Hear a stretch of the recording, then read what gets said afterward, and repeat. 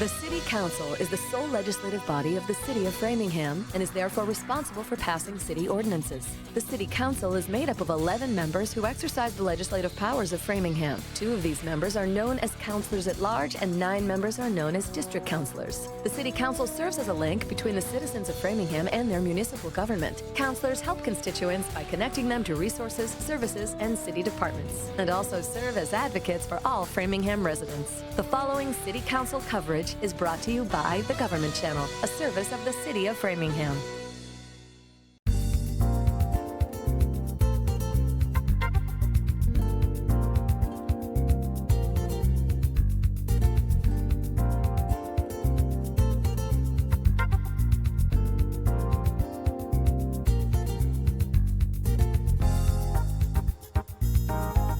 We're ready. This is the calling to order the City Council meeting for June 30th, 2026.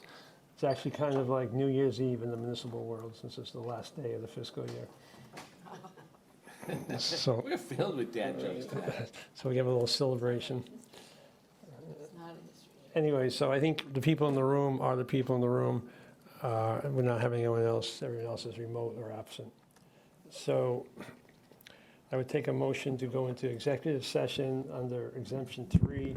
On request of the council chair, vote to meet in executive session pursuant to MGL 30A, section 21A3, exemption 3, Suffolk Construction Corporation Incorporated versus Division of Capital Asset Management, and to admit Attorney Lindsay Gill as counsel for the school department on the matter of Herring versus City of Framingham. So moved. Second.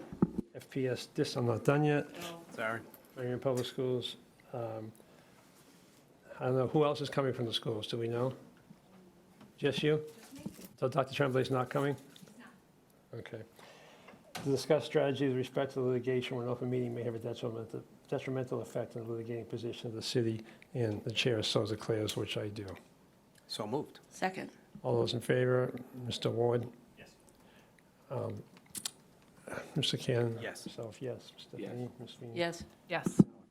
Session of the Framingham City Council for June 30th, 2026. We just finished our executive session. We have 6 councilors here in person, Councilors Malik, Feeney, Stephanie, myself, Councilor Cannon, and Councilor Ward. And we have Councilors Alexander, Liam Bruno, Ottaviani, and Bryant on Zoom participating, and Councilor Long is not with us this evening.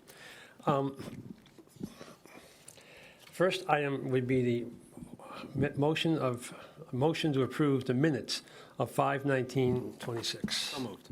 Second. Okay, roll call vote tonight on every vote, since we have so many people remote. All those in favor, Mr. Ottaviani, Yes. Ms. Malik, Yes. Mr. Yes. Stephanie, Ms. Bryant. Is she not back yet?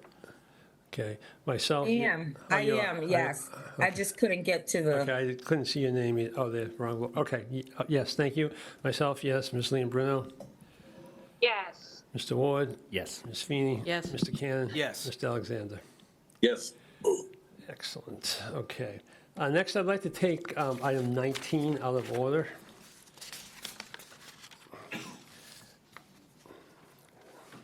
Actually, it's not item 19, 20. it was changed, thank you. Item 20. 20. So it was changed since last time I left. Mr. Mayor, do you want to introduce what we're doing here? Well, Mr. Chairman, we thought we've waited long enough to honor one of the most respected and important people of our community. And we decided, based on a request from the Veterans Council and with me certainly agreeing, to honor Nick Paganella for all his years of service to the city of Framingham and the town of Framingham. And he just goes out of his way to do so much and so many things behind the scenes that people don't know about, as well as the ones that he's out in front of. And I think it was time for us to really thank him publicly for all he's done for the city, and suggesting that we name a piece of land in Framingham in his honor. And piece of land that we've chosen is the triangle at the corner of Vernon Street and Edgell Road in Framingham Center. So And- moved, Mr. Chairman. Second. Second. Okay. I We guess have to that keep takes care speaking, of that. Mr. But Mayor? anyway, we asked Nick to come tonight and asked you to take it out of order so he can go home and watch the soccer game. So I'm formally proposing that we do that, and I ask your support to do that. Okay, thank you. It's already been moved and by Mr. Alviani and seconded by Mr. Cannon. I think it's a wonderful idea. Mr. Paganella, I run by that almost on a daily basis. It's right down the street from my house, so I can give you a little salute every time I go by.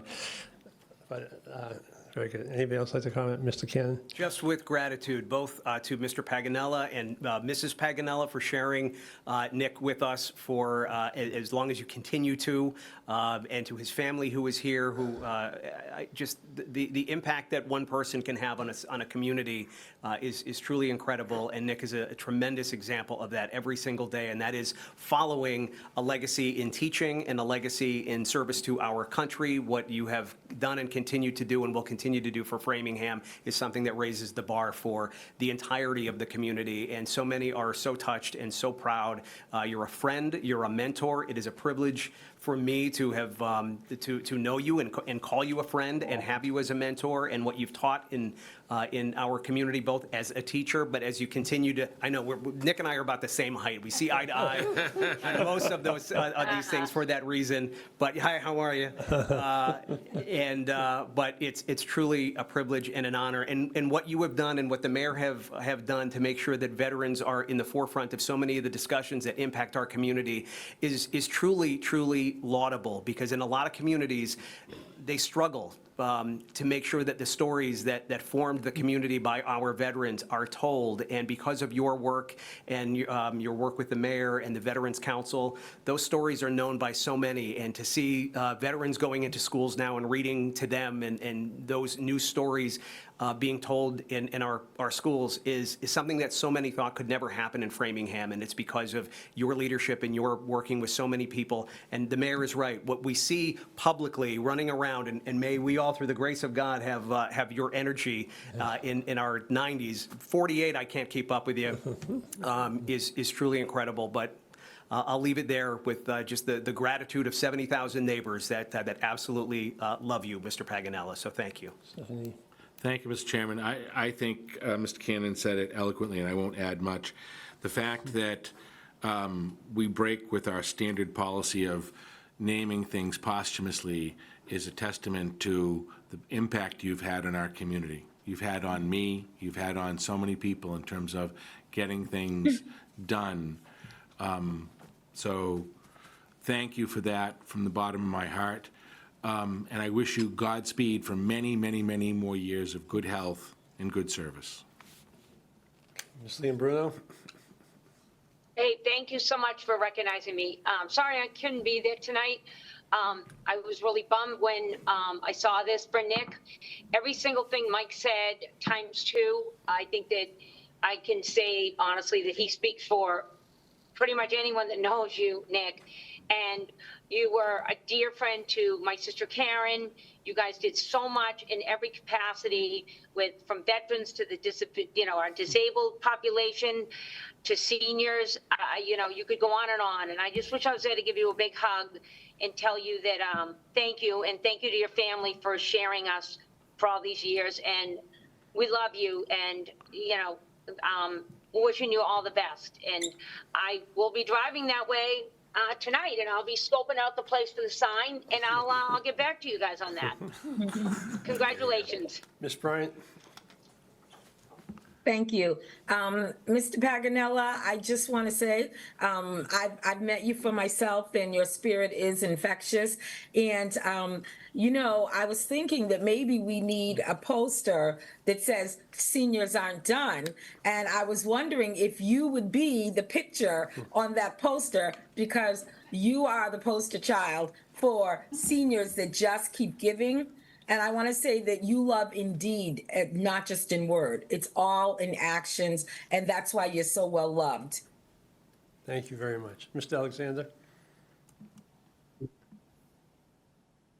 Thank you, Mr. Chair. I just want to put a little bit of my 2 cents in. I echo all the comments of my esteemed colleagues. And I remember when I came back to Framingham over a decade ago, and getting back involved in the town government back then.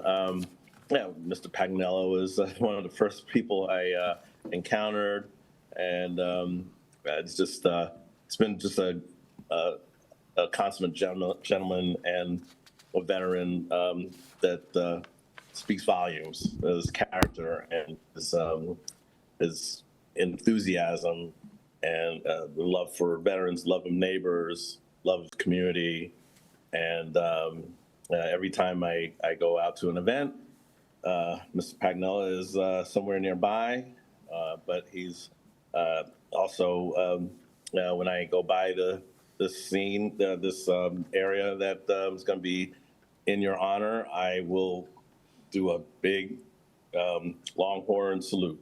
So there you go, sir. Okay. Congratulations. I'm going to go to Thank the you. I'm going to go to the public. Susie Santone, do you want to speak about this? Susie, can you hear us?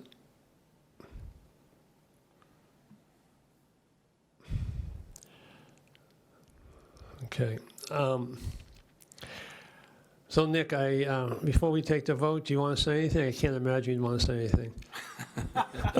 So why don't we? Man, a few words. Why don't we take the vote, then you can think about whether you want to say anything. It'd probably be more appropriate.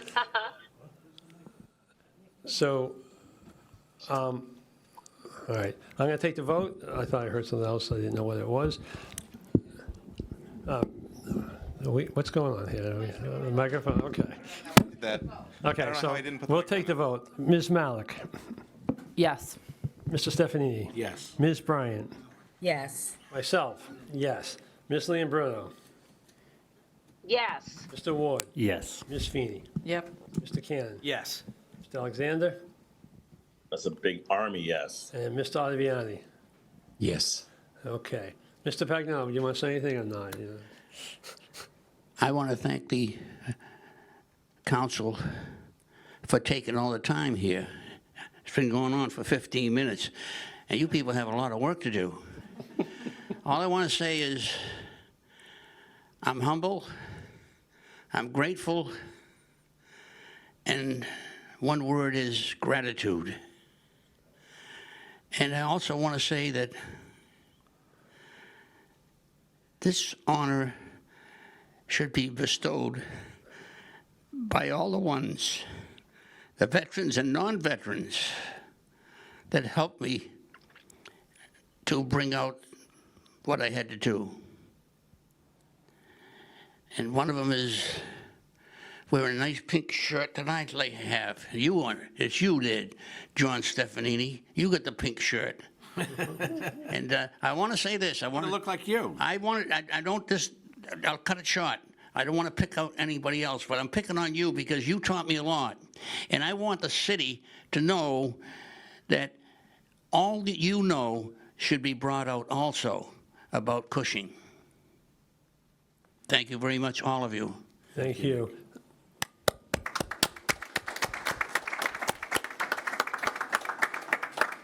Nick, can those of us here have a brief picture with you? Would that be okay?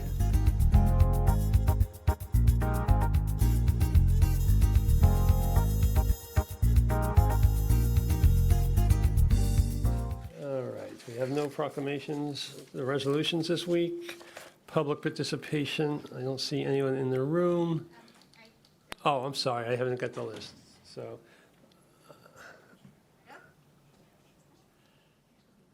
Go ahead. You got 3 minutes, thank you. That's okay. Hi, that's a tough act to follow, but here we go. Hi, good evening. My name is Samantha McGarry, and I'm speaking for a local group of residents concerned about license plate reader surveillance in Framingham. The flock safety contract expired today, and you chose not to renew it. Good.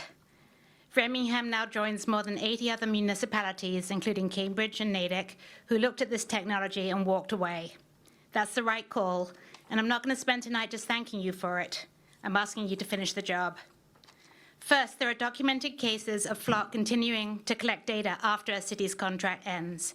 So before we talk about anything else, we need this council to confirm the cameras are actually blocked, black bags over the lenses, now, not by the next meeting. If the contract is really over, please prove it. Second, and this is the larger ask, don't stop at Flock. Reject ALPR technology in general from any vendor. This was never really about one company. Any ALPR system logs every car, every plate, every driver continuously into a searchable database, and that data doesn't stay local. It's shared by default with other agencies, including ICE and DHS, who can reconstruct where any of us have been without ever showing a judge a reason. That's not a parking enforcement tool, it's a tracking network, and it raises First and Fourth Amendment problems the courts are still sorting out. Some of you may be thinking a tighter contract can fix this. It can't. Vendors typically own the equipment and control their own servers. The city can limit what its own police sees, but not what the vendor keeps or passes along to others. Many of these contracts also carry arbitration clauses, which make it nearly impossible to hold a vendor accountable if it breaks the terms. That's not an accident. That's the deal Flock and companies like it are built to offer. And even if you could write a perfect, fully enforceable contract, it still wouldn't be enough. Warrants exist because we require the government to have a reason before it tracks someone. ALPR inverts that. It tracks everyone all the time, no suspicion required, and looks for a reason after the fact. No contract clause turns mass tracking into the kind of targeted, justified surveillance a warrant is supposed to guarantee. This isn't theoretical. Elsewhere, police have used this exact technology to stalk partners and exes and to track a woman crossing state lines for abortion care. People have been wrongly arrested off bad matches, and after all that risk, the evidence that it even reduces crime is thin. You made the right call by letting this contract die. Don't let the next vendor talk you into reviving the same problem with a different logo. Reject ALPR outright and commit now to bringing any future AI surveillance proposal to this council and to the public for real debate before deployment, not after. Thank you. Thank you. On Zoom, says Susan, please give your name, address, and you have 3 minutes. Hi, can you hear me now? Yes, oh, okay. This is Susie. I'm sorry, I'm having computer issues. My name is Susie Santone. I live in District 2, and I'm actually here as a member of the Framingham Disability Commission. We wanted to recognize and let everyone know that in recognition of Disability Month, which is in July, we will be holding our 4th annual Disability Flag fundraiser raising ceremony on Monday, July 6th from 6 p.m. to 6:45 at City Hall Plaza. Brief remarks will be made by the chair and the vice chair of the commission, followed by the raising of our flag. The flag was designed by Framingham resident Rob Levine and created in 2022 as a symbol which asserts that disability rights are inseparable from human rights. Additionally, for Disability Month, the Framingham Disability Commission will be sponsoring a movie night in the Costin Room at the Framingham Public Library on Thursday, July 9th from 6 p.m. to 8:45 p.m. Our featured guest speaker will be Stu Pology, followed by a screening of the movie Wonder. Wonder is based on a novel by R.J. Palacio. It follows a young boy with facial differences attending a mainstream elementary school for the first time, highlighting the social and structural barriers to inclusion and the importance of genuine community acceptance. We hope either light and refreshment will join us in these events for the ADA recognition. Thank you. Thank you. And last for public participation tonight, Andrew, you have 3 minutes. Good evening. Can you all hear me? Yes. Awesome. I'm Andrew. I'm a resident of District 2, and it's been roughly 7 years since I attended a council meeting for the first time. The inaugural council was voting on the city's second ever annual budget. I must admit that I haven't super closely followed every single budget process since then with a magnifying glass, but I did do some digging and I have some thoughts about the budget for fiscal 27 as well as budgets more broadly.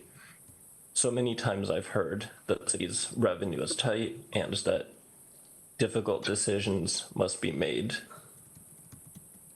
One of the items that I'm quite concerned about is the fact that in fiscal 24, according to this year's budget memo, the cost of health insurance for the city was $37.78 million and rose to $51.5 million for this coming year, seemingly no end in sight to this skyrocketing cost.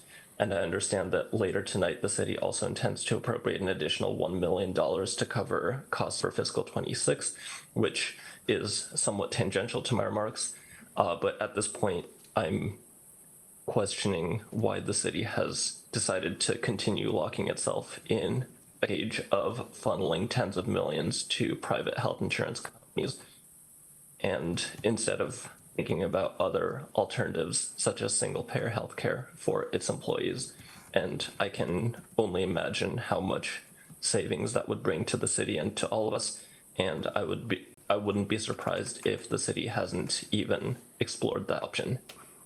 Now, this reminds me of how a couple years ago, when the city was giving a presentation on the McGrath Square traffic light and the renovation of that intersection, I had asked the director of public works whether the city had explored setting up a park and ride system of buses to help remove some number of cars from that intersection, at least during the construction period. And the director of public works told me that only had the city not even considered that option. They didn't even have the numbers of how many vehicles would be able to take advantage of such a service if implemented. Now, obviously, costs aren't just Andrew, you have the 15 entirety seconds. of budgeting. There's also revenue, and I calculated last year that the city has 400 homes that are assessed at over $1 million. More than 200 of those have been built since I was born. Okay, And I Andrew, hope your that time is up, we okay? can stop subsidizing those homes. Andrew, rather than cutting Andrew, public can you hear me? services. Your time is up. Okay, Yeah, I can hear you. okay, your time is up, okay? Your 3 minutes is up. Okay. All right, so next on the agenda is the appointments. I'm going to ask Councilor Leon to report on these. I think it's pretty straightforward, so I'm going to ask that we take items 4 through 15 all together. Janet? Thank you. So we met on 6/24 with the subcommittee. We only had myself and Noble in attendance. Christine was recovering from a surgery. So the two of us met, and we met with Nicole, and I think we had like 24 some odd. And I would ask that, and the votes were all, they were all reappointments, long-serving appointments, reappointments. So I would ask that we take them together, 4 through 15, and I make the motion to, the vote was 2-0 on Second. all of them. Second. Thank you. It's moved in second. Does anybody have any concerns about any particular one? Ms. Bryant? I do. I have a concern, not about the candidate, but still on the one for the CDC, Mr. Kiviat. Which number is that, Tracy? Which number is that? I'm Okay, sorry. let me see. That is. Number 13? Okay, so I'll ask, can we amend the motion to take numbers 4 through 15, except for 13? And we'll vote those and discuss this unless anyone else has a pullout. Second. I'm asking, who made the motion? Janet. Okay, is it Janet, is that okay? Yes, yeah, Okay. fine, thanks. All right, very good. So if no one else objects, or has anything else to take out, we'll start that vote. Mr. Stephanie? Yes. Ms. Bryant? Yes. Myself, yes. Ms. Leon Bruno? Yes. Mr. Ward? Yes. Ms. Feeney? Yes. Mr. Cannon? Yes. Mr. Alexander? Mr. Alexander? Okay, Mr. Vianney? Yes. Ms. Malik? Yes. It's 9 in favor, none opposed. Okay, Ms. Bryant, number 13. Yeah, so my issue is, as the mayor knows, probably some people know, since the whole reorg thing came up, I've been advocating for the Callahan Center, but never mind all that. But so this appointment, Mr. Kiviat, isn't he like the chair or something of the Friends of Callahan? He came before us at our last meeting, representing the Friends of Callahan, and they're a fundraising group for the Callahan Center. Yay, that's all great and good. But then if he is going to be also is applying to continue on the Community Development Committee, which provides grants, this kind of thing, it could be a perceived conflict. And so I would like us to table this till next meeting where our lawyer can assure us that there is no conflict, or by the law that we're good. We all have to do the whole conflict of interest law all the time. So I'm thinking at the very least, minimally, Mr. Kiviat would have to probably do that disclosure form, but I would like to know exactly what is needed so that everything is in apple pie order, as they say, so he can go forward. Otherwise, I would say he would have to choose one or the other, but it's good to have, good talent on both if it's possible. But so that is my reason. I would like to make a motion that we table this until the next meeting, that we get. Can I answer that? Wait a minute, wait. First of all, you cannot make a motion to table because you spoke to the matter, okay? Oh, okay, So then, what can I do? Well, you can listen right now. Ms. Leon is going to respond, and then if someone else thinks we should table it, they can move to table it. Okay, but I mean, the rules don't allow you to table after making a speech to the matter. That's right, I forgot, but you did let someone else do it. You interrupted them. I wish you had interrupted. Well, I didn't know what you were doing until you got 3 minutes into your speech. If I'd known you were going to table, I would have done that. Okay, so Ms. Leon Bruno. I don't know where to even start with that one because he was the former vice chair of the Council on Aging, but he's no longer on that board. Motion to approve. But he is on the, Ms. Bryant, he's the hold on. chair Can of you the be Friends of recognized? Callahan. Ms. Bryant, He is wait, not Ms. the chair of the Bryant, Friends. I know you're not here, but you still have to be recognized.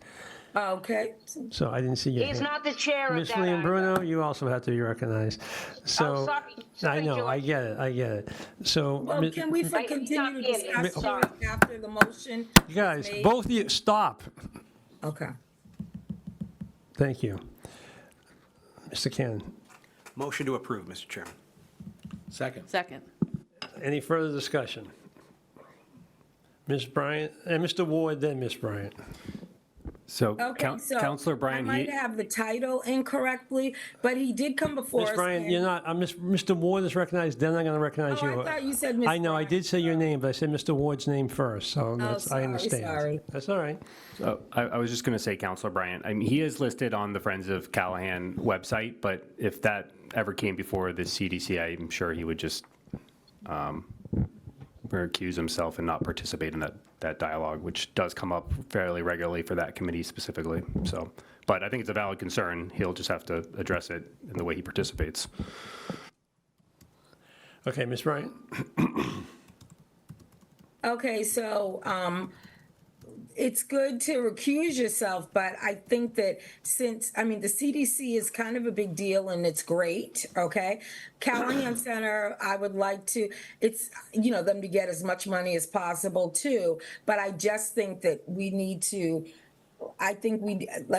the conflict of interest says to file the disclosure thing or whatever. And I just want our lawyer to tell us that. Also, I mean, you can serve on multiple boards, sometimes, and sometimes you can't. So this one is related to money, so I want it on the record legally, and, or either he or he does go ahead and fill out the disclosure thing that Council Ottaviani does all the time, and then he recuses himself.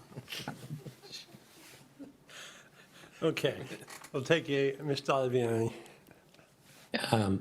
When you fill out the appearance of a conflict, you're allowed to sit and vote on the matter. If you have a conflict, a direct conflict, you're not able to sit on the case. That's the difference between the disclosure that we fill out and the others. So I just wanted to put that out there. Thank you. All right, thank you. Thank you. Okay, so motion to approve. Ms. Bryant, you're the first on the vote list. Yes or no? No. Thank you. Myself, yes. Ms. Leon-Bruno? Yes. Mr. Ward? Yes. Ms. Feeney? Yes. Mr. Cannon? Yes. Mr. Alexander? Yes. Mr. Ottaviani? Yes. Ms. Malik? Yes. Yes. Okay, so that would be 9 in favor, 1 opposed. Thanks, everyone. Thank you. Thank you, Ms. What Leon-Bruno. are you thanking people for? That's weird. I always thank people for voting for our appointments, though. Thank you. That's right, Gina. I forgot you were the chair of the appointments. I'll just sit here and wait till you guys are done with the conversation. It's going to be easier. It's an We all easy set? job, huh? Yeah. Okay. At least a little bit of humor, at least a little bit of humor. The next item on the agenda, if I can find it, is number 16, which is, I'm sorry, it's number 18. 16, it is 16. I thought it was 4 through 15. 16, yes. Okay. Okay, so this is an appointment to the SIFOC. I request to reappoint our appointee, Nicole Hovey of District 7. I don't believe there are any other applicants. Second. Any further discussion? All those in favor? Myself, yes. Ms. Leon-Bruno? Yes. Mr. Ward? Yes. Ms. Feeney? Yes. Mr. Cannon? Yes. Mr. Alexander? Yes. Mr. Alviani? Yes. Ms. Malik? Yes. Okay, that's unanimous. Wait, Next- did you say me? I'm sorry, sorry. Ms. Bryant? All right, yes. Okay. All right, next is the Community Preservation Committee. We have an appointment to the Community Preservation Committee. Motion to approve. Well, we have- Second. Wait, whoa. We have 2 candidates. Mr. I Chairman, want to see. Wait a second. Everyone is so anxious tonight, so it's great, but appreciate the enthusiasm. But we have 2 candidates. These have not been referred to the appointment subcommittee, which traditionally, most of the time, we only have 1 candidate, but when we have our own appointments directly to a board, we have not referred them. So just in case anybody was wondering, there are 2 candidates. Karen Margolis is the incumbent on District 1, and Patrick Paulette from District 2. There is information on the background material. Mr. Chairman, point of information. Yes, they are both, okay, so they have, since we do have 2 people, they haven't went to the committee, the subcommittee. I will recognize the point of information. I'm going to let them both speak. I did not realize they were both on. But before I do that, I'll allow a point of information from Mr. Stefanini. I see background information. We required as part of this the submitting of a letter and resume, and I see that for Ms. Margolis. I don't see that. I see a letter for Patrick. It was, unless it's been changed, it read for the school building committee. Okay. So do we have confirmation this person wants to be on this committee? Well, he's on, so I'm going to let him speak, okay? So I'm going to give each of those candidates up to 2 minutes to speak, okay? So, first, I'm going to let Ms. Margolis speak. You can have up to 2 minutes to speak. Thank you. Hi, I'm Karen Margolis. I know many of you know me already. I've lived in Framingham since 1992, and I took my first planning job here in Framingham 40 years ago, believe it or not. Over this time, I've been involved both professionally and as an engaged citizen in various local efforts related to open space, recreation, and housing. And back in 2020, I was active with the local team that worked to successfully get CPA passed in Framingham. I am committed to its success. I was pleased to be first appointed to the CPC almost 4 years ago and believe that I've served the community well. I feel strongly about supporting projects that will improve the quality of life for all our residents, and I especially value projects that are initiated by members of local underserved communities. I've done a fair amount of outreach while on the committee to the local housing community, the general community, and to our Council on Aging to help them understand our processes and encourage them to initiate projects. And I've supported orientation sessions for potential applicants to our program. With my long history in Framingham, my education, my work experience, a strong skill set, as well as my familiarity with the CPA law and processes, I see myself as a very valuable member of the committee. And I take very seriously the trust that you give to the CPC as a steward of the limited resources available each year toward projects to improve the quality of life here in Framingham. I do my homework. I sometimes ask tough questions in an effort to help us better understand the projects before us and to help the committee reach consensus on projects that utilize CPA funds wisely. I value projects in all the funding categories. You have 15 seconds, okay? Okay, you happen to have a terrific group of appointed volunteers at the CPC, and I'm proud of our processes, collegiality, and thoughtful deliberations. I hope you'll affirmatively consider the skills and commitment I have to Framingham and the CPC Okay, as you thank deliberate you. on your choices. Your time is Thank up, you. but you could stand by, that's fine. Ms. Bryant, just for your knowledge, you're not muted. I don't know if you know that, but just so you know, you're not muted. I wasn't saying anything. Okay, though. I just wanted to, trying to help you out, because I know. So, next, I'm going to let Mr., I'm going to get back to my Zoom, I'm sorry, so I can. Mr. Paulette, you can speak now for 2 minutes. Okay, good evening. Can everyone hear me? Yes. Excellent. Okay, so my name is Attorney Patrick Paulette. I'd like to take this opportunity to thank you for your time and consideration of my application tonight. I'd like to say one caveat. I originally did apply for the school building committee. I was told that there was no open spots. So I was asked to answer a couple questions in order to apply for the community preservation committee. I did not know that I had to supplement that information. I'm happy to provide it easily. I'd like to say, being an active member of the Massachusetts Bar, I could legally and contractually advise the committee on contracts, real estate transactions, and other general legal matters, including but not limited to interpreting statutes and regulations. I'm well versed in those. I currently manage a $10 million capital infrastructure budget for a Boston hospital. Approximately half of the budget is from state-regulated conservation funding. So I'm very familiar with this. I'm well versed in it. I know how to get through the red tape. It appears that District 1 is already overserved with 2 members. Conversely, District 2 has no members. I would serve District 2 if appointed to this position. I would also offer a fresh new voice and perspective. I was born and raised in Framingham. I graduated FHS in 2003. My parents still live here. I work full-time at a Boston hospital. I also maintain a small law firm here in the city. Preserving Framingham is a cause I truly believe in. I have 2 daughters who attend schools in Framingham, and I see the value in preserving what we currently have in our community for future generations. Thank you very much for your time and consideration of my application. Okay, thank you. You can stand by, too, if anyone has any questions for either of you. Ms. Bryant, you have your hand up.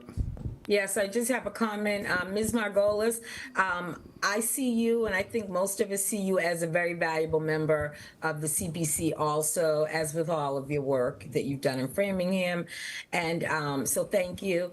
And for Mr. Paulette, I would have loved to have seen something in writing, but you are truly a lawyer. You spoke excellently and really gave all the important information. I would just ask, you are from District 2, but I'm sure that you realize that your responsibility for all of Framingham, right? And you will look for good projects for all of Framingham, correct? Of course, absolutely. Okay, anything else, Ms. Bryant? Okay, I have a question for Ms. Margolis. Ms. Margolis, over the years that we've been doing the CPC work, one of the things that's concerned me, I've said this before, is we seem to do only small projects. And if you look at with some of the surrounding towns who have CPC, sometimes they have a higher percentage than us, but the dollar numbers come out similar. They seem to do a lot with bonding in order to kind of make the buck go a little bit further.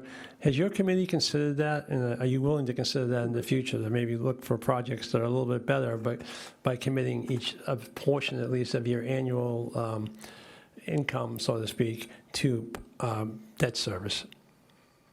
Okay, so first of all, we don't initiate the projects. We only can respond to the projects that are brought to us. And the first time we've been asked to look at bonding was for a project that, in the opinion of the committee, it wasn't actually prepared to go. The boundary lines on the project weren't defined and so forth. But the biggest problem about bonding, particularly on that project, I wasn't, just for clarification, I don't even know what project you're talking about. I was not referring to a specific project.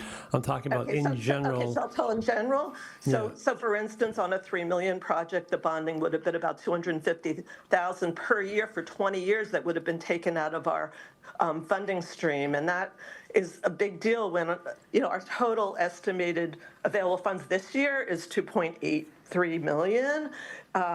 We do pretty much spend all our money when we have good projects before, and we fund them. We only had about $380,000 left over from our past in our CPA fund balance. So we are very good stewards. We would consider bonding in a case where it actually we feel would serve the community well. Okay. Have you looked at other towns who, as I say, I wasn't talking about a specific project, but you did mention in your presentation you like to do outreach and stuff. So to some extent, you are looking for projects beyond just what's brought to you, I would assume, by saying that. And have you looked at what some of the other communities around us do, and when they do bond, just have you looked at how they have spent their money and what they've been able to do with it? Well, as I said before, we don't initiate the projects. We do outreach. That doesn't mean that projects come in. And our outreach is to the broad community.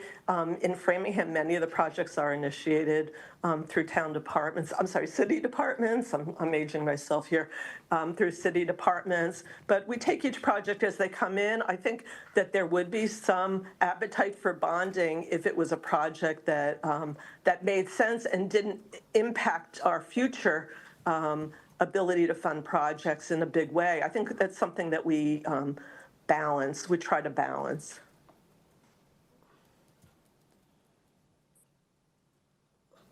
Okay, Ms. Sweeney. Thank you, thank you very much, Mr. Chair. My questions are for Mr. Paulette. First off, Mr. Paulette, thank you so much for applying and your willingness to serve Framingham.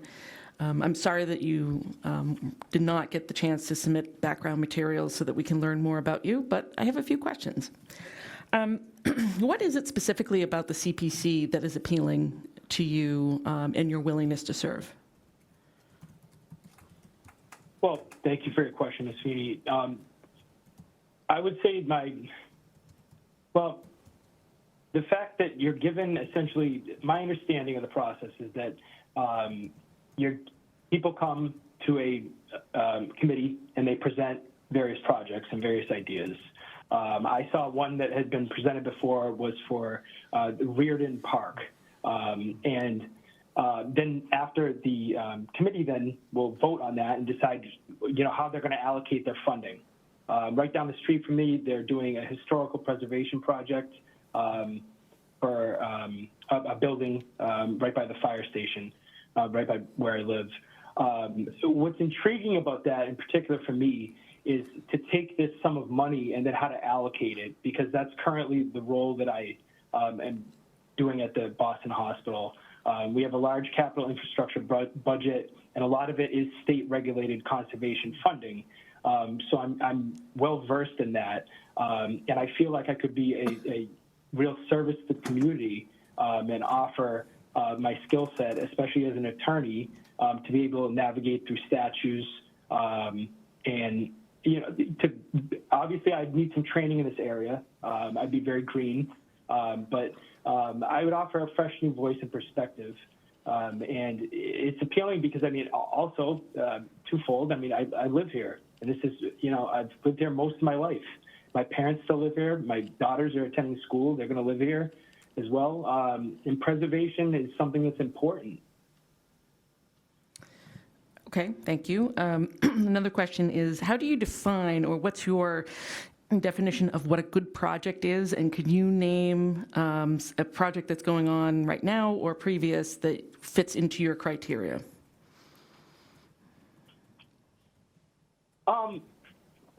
To be completely honest, I'm not very familiar with the projects in the past. So I don't want to speak too much on that, but I did briefly was able to, you know, do some research on this. And I did see, you know, like I said before, the Reardon Park initiative, that would be important to me because it's that I grew up going to that park, and it's pretty dilapidated. And I saw that there was $500,000 earmarked for that, and for whatever reason, it was voted no. And that was disappointing to see. So it's something that I could get behind. I mean, any project like that where there's funds that are, especially that are regulated, you know, I believe that could be a service. Wonderful. Thank you, Mr. Paulette, for answering my questions and for applying. Thank you, Ms. Feeney. Anybody else with questions? Mr. Cannon? Thank you, Mr. Chairman. Thank you both for your commitment to our community and applying for what I think is probably the coolest opportunity in Framingham, because the taxpayers have said, we're going to dig a little deeper and put some money aside to do really cool projects that for whatever reason haven't found their way to the top of a spreadsheet somehow. And I think that's fantastic. You know, you're both experts in your field, and it kind of concerns me. So I guess my question for both of you, however, perhaps to Ms. Margolis first, but I'd love to hear, and I'll preface it by saying my fear with CPC is that it becomes so rigid that it loses the mission. We find the regulatory reasons why, you know, as a hurdle, and only sophisticated applicants, i.e. the city of Framingham, it becomes a slush fund for municipal projects. And I think there are some great municipal projects coming through that, but it's not what it should only be. And I worry that we're going to need to clone Ron Chick about 50 times to be patient enough to go through that process. I guess it's a long way of asking, how do we make it easier for the public to be a part of that process? Ms. Margolis first, please. Okay, thank you. Well, I think that part of it is educating the community about the opportunity. Once someone comes in, the starting point is first to see if it's an eligible project. And there's each year there's more and more hand-holding now that we have staff. And so in terms of individuals coming in with projects, we support them as best we can. We let them know, that's why we have an orientation meeting. We let them know that if it's a project on municipal land, that once they go through eligibility, which can be their own idea, if it's on, say, Parks and Rec land, then they need to work with Parks and Rec in terms of putting together a final application. We want people to be successful, and we are committed to showing them the route to get there. So which department that they need to work with, and how to make a project successful. If it happens to be, say, a park project, we encourage them to think about putting in an application for planning of the project first, and then they would have a design, so then they can have some idea in a later application to actually request money for implementation, understanding the scope of the project. So we're really committed to our community members and working with them. And there are quite a number of people who have approached us and have actually partnered with our departments to move projects forward. And Mr. Paulette? I would say that it comes down to marketing. I mean, I don't think that the general public is aware that they can bring forward projects. At least that's my understanding, is that anyone in this town, in the city, can bring forward a project idea and present it in an open forum. I mean, that was my understanding. And if that is the case, then I would say it comes down to marketing. I mean, you have to get signage out for people. You have to, market this online so that people are aware. Put it in community newsletters. Make the public aware that they have a voice here and that they can come forward and they can present projects, and we're going to take them seriously and go through them and vet them. I think that's a really good answer. And I'm hopeful that the rest of the committee is listening to that. I would encourage the entirety of the committee to probably plug in with Susan Petroni and figure out how we can make that process more publicly accessible, because it's really intimidating if you have to, partnering with a city department, that's easy to do for most of the people in this room. We know everybody, we know how the system works, but if you're a resident of the community, you're the most important one, but you don't know who to go and who does what and what that process is. It's a really intimidating process. And I think at some point the council should probably look at the ordinance now that we've had it for a few years. I don't think the administrator reports to anybody in the municipality. There's just, now that we've done some things, we should probably just kind of do some housekeeping. I think she works really hard, but it's worth looking now that the budget is open, just to make sure, now that we've been doing this a few years, are we doing everything the way we should, knowing what we now know? That's all I have, Mr. Chairman. Thank you. And thank you to both the applicants. Any other questions? All right, Tracy, this is round 2, so quickly. Yes, I would just say I like where Councilor Cannon was going with that. I've heard from the public too. So I was thinking, but we want to be careful for what we wish for, because we don't want the committee to spend 99% of their time just fielding and having to, do that. We want them to actually get some projects off the ground too, and decide what needs to be funded. But I do think that it would be great if they could build into their work where people can come before them, like certain sessions come before them, and then they could have direct them to what city agencies could help them get, do the application properly for what they want to do, advise them, and somewhat hold their hand to getting the application done for those who don't know how to do it, because that's 90% of the city that does not know how to fill out that complicated application. Okay, so no more, yes, is this questions or discussion? Discussion. I know, but I'm going to cut off questions and have a discussion. Oh, okay. That's why I asked if there are more questions, but that kind of started the discussion, I understand. So, okay, so thank you for both applicants. We will discuss it and make a decision. Mr. Stephanie? Thank you. I wanted to make a couple comments about CPC in particular. I think it's always a good idea to take a look at our ordinances as we go forward. This is I don't know that I would call it a fledgling organization anymore. It's a few years old, but it's relatively new in terms of getting its feet off the ground, which is part of the reason why I don't think we have done everything innovative that everybody else has done. I just remind people that when we established the Community Preservation Committee, the council set as a policy to make it an independent group of people so that it was not controlled by the city departments or organizations, but that it was an independent group, which is why the council went forward with the appointment process for the most part, because the administration gets, through the ex officio pieces, a chunk of appointments. The ordinance requires posting and noticing, which they have done. And I agree we should be looking at grand projects, but I also would commend the CPC for doing lots of small projects. The Pratt Street Garden, which was a relatively small amount, enabled an entire neighborhood to take what was not a very productive community garden and turn it into plots that, in a very densely populated area, where people could grow fresh food to eat. And I think those kinds of organic projects have been coming forward.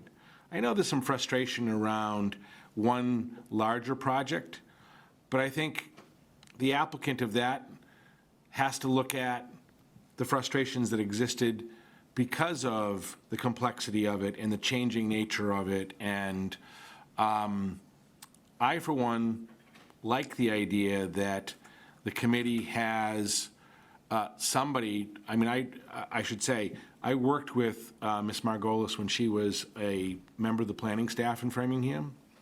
And She is a very detail-oriented person who does her homework, who needs no training.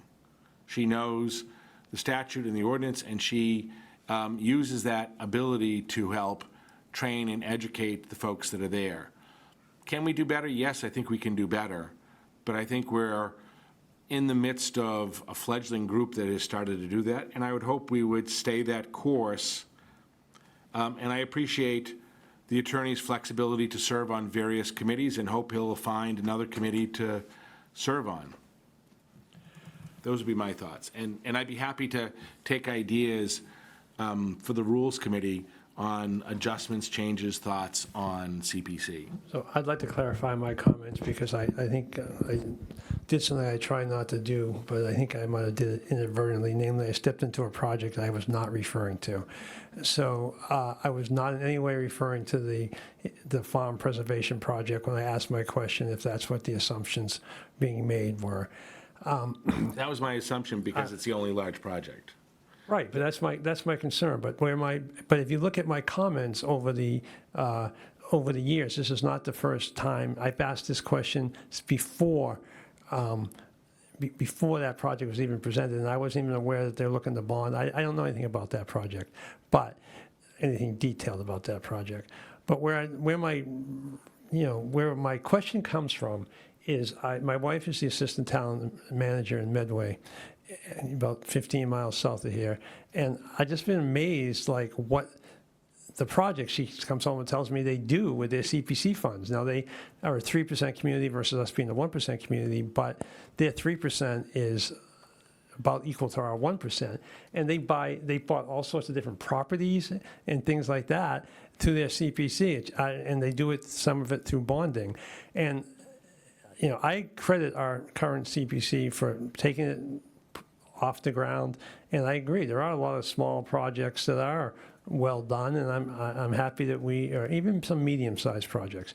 But I'm just asking to see whether there's a way to think outside the box with some of the outreach and do projects like that. I was not talking. I want to be clear because I don't want to diminish my request. That I was not talking about the farm question at all. I was talking about looking to possibly acquire historical buildings, looking to acquire different pieces of open space, that type of thing that may be very beneficial to the city. That's the opportunity I don't think we've taken to the CPC. And I think the CPC, as I say, I give them a lot of credit for putting the thing together and going from step one to where they are now. And I think that, I think it's been done well. But I think they have to continue to agree to be evolving in their thoughts. So, it's also a difficult situation here, which is unfortunate, that we apparently have two good candidates. And, it seems so often, we saw it tonight, numbers 4 through 15, we had only the candidates. Well, I can't say because they're the mayor's appointments, but for the most part, I don't think there were a ton of extra requests in there. And here we have two very good candidates. So I also agree that I hope the gentleman looks for opportunities to help us, because I was impressed with his presentation. Point of information, are we assuming that he will not be the candidate that gets it? Yes, I am making that assumption from what I've heard, so if I'm wrong, Okay. great, but that's my, yes, I am making that assumption. Mm-hmm. And just to help you too, the preservation and the open spaces, there are projects that are going to be very big, but they're being put together now, and they will come to the CPC as soon as they it's like conjoining certain towns and cities, and there's some big ones coming. Great. Okay, any further discussion? Okay, so I'll take a motion. I move that we appoint Karen Margolis. Second. Okay, any further discussion? All those in favor of starting with Ms. Leon-Bruno? Yes. Mr. Ward? Yes. Ms. Feeney? Yes. Mr. Cannon? Yes. Mr. Alexander? Yes. Mr. Aviani? Yes. Ms. Malik? Yes. Yes. Ms. Bryant? Yes. Myself, yes. Thank you. Okay, next on the agenda is a hearing with it's a public hearing with Eversource and Verizon for the installation of a pole at Gordon Street, and I believe we have someone from Eversource with us.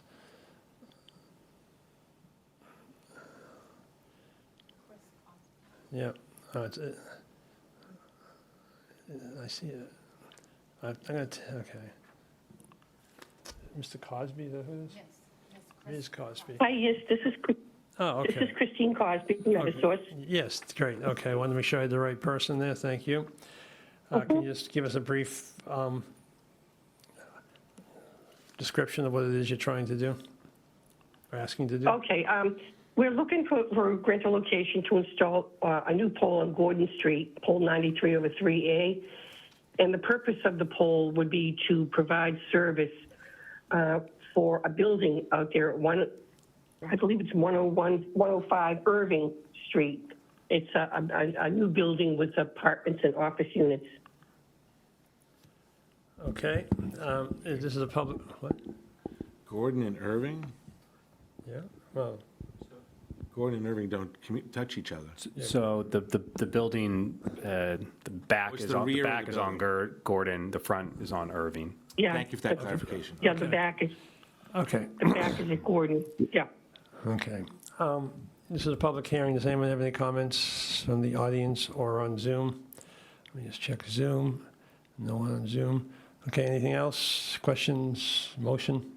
I would make a Motion to approve is presented, Mr. Chairman. Second. Moved by Mr. Aviani, seconded by Mr. Stefanini. All those in favor, Mr. Ward? Question. Yes, sorry, I didn't see you. That's all right. I just want to know, so this pole, will there also be like a light with it or just the pole for the wires? That would be up to the city. The city owns the lights. Oh, okay. Okay. All those in favor, Mr. Ward? Yes. Ms. Feeney? Yes. Mr. Cannon? Yes. Mr. Alexander? Yes. Mr. Aviani? Yes. Ms. Malik? Yes. Mr. Stefanini? Yes. Ms. Bryant? Yes. Myself, yes. Ms. Lee and Bruno? Yes. Okay, and next on the agenda is location of same pole in Lincoln Street. Ms. Cosby? Yes, Lincoln Street, we're requesting permission to install pole 134 over 2A. And the purpose of that installation would be to provide service for EV charging station at the Framingham Public Library. Any questions? Make a motion to approve as presented, Mr. Chairman. Second. All those in favor? Question. Go ahead. Where exactly is the pole going to be? Is it going to be like at the front, like right before the charging stations, or like on that corner, or is it going to be on the corner at the end of the charging stations? Tracy, there's a map in the background material. I looked at it, but it was so big, I couldn't, and then it's small. When it's too Okay, small, I all couldn't right. see it. Yeah, so make sure you knew. Thank you. Yeah, I already saw it. So just, is it going to be like Lincoln and Pearl, or is it going to be Lincoln and the other street? Lincoln and Pearl, it's going to be on the side of the building, the Lincoln Street on the side of the building that goes into Pearl. Great, thank you. Okay, anything else? All right, all those in favor, Ms. Feeney? Yes. Mr. Cannon? Yes. Mr. Alexander? Yes. Mr. Aviani? Yes. Ms. Malik? Yes. Mr. Stefanini? Ms. Bryant? Yes. Myself, yes. Ms. Lee and Bruno? Yes. Mr. Ward? Yes. Okay, thank you very much. Appreciate you joining us. Thank you. I did forget to ask when anybody wanted to talk about that poll, but I don't see anybody, so I'm sorry, I apologize. Thank you. We took number 20 out of order. Number 21, How about the mayor's report? Are we doing one of those tonight? maybe. Report of the mayor. We're going to have to put a number on it, I guess. I think that's what it has, that's what we need. If we have a number on it, I don't miss it, but when it's just a bold line, it's hard for me to see. Hey, forget who the boss is in the room over there. It's Mr. Mayor. I want to hear from the mayor for sure, so. Okay, thank you, Mr. Chairman. I have a full report, but I wanted to spend a few extra minutes on talking about the trash train and the smell from the garbage over in the Franklin Street area, because I think we need to emphasize how difficult an issue it was and how it involves so many different levels of people at different government levels. So for months, we were told that we had limited jurisdiction over those railroad operations. And while we continued documenting complaints, working with the residents, and pressing for answers, it became clear that resolving the issue would require the involvement of our federal partners who have jurisdiction over rail operations. And as I told you at a previous meeting, we're attempting to set up a meeting to involve our two congressional, our senators and our Congresswoman,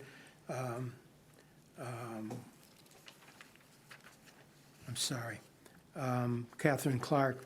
And so we were able to do that, and with the help of Senator Markey's aides and others, we were able to set up a meeting where they met with representatives of CSX, including the head of, or one of the heads of the Public Relations Department out of Washington for CSX, and Liam from Senator Markey's office and Wade from Congresswoman Clark's office worked very closely with the representatives from CSX and got them to resolve or attempt to resolve the issue by, first of all, identifying a specific source of the odors and outlined an operational change intended to prevent the rail cars that were responsible for these odors from being staged near Framingham neighbors.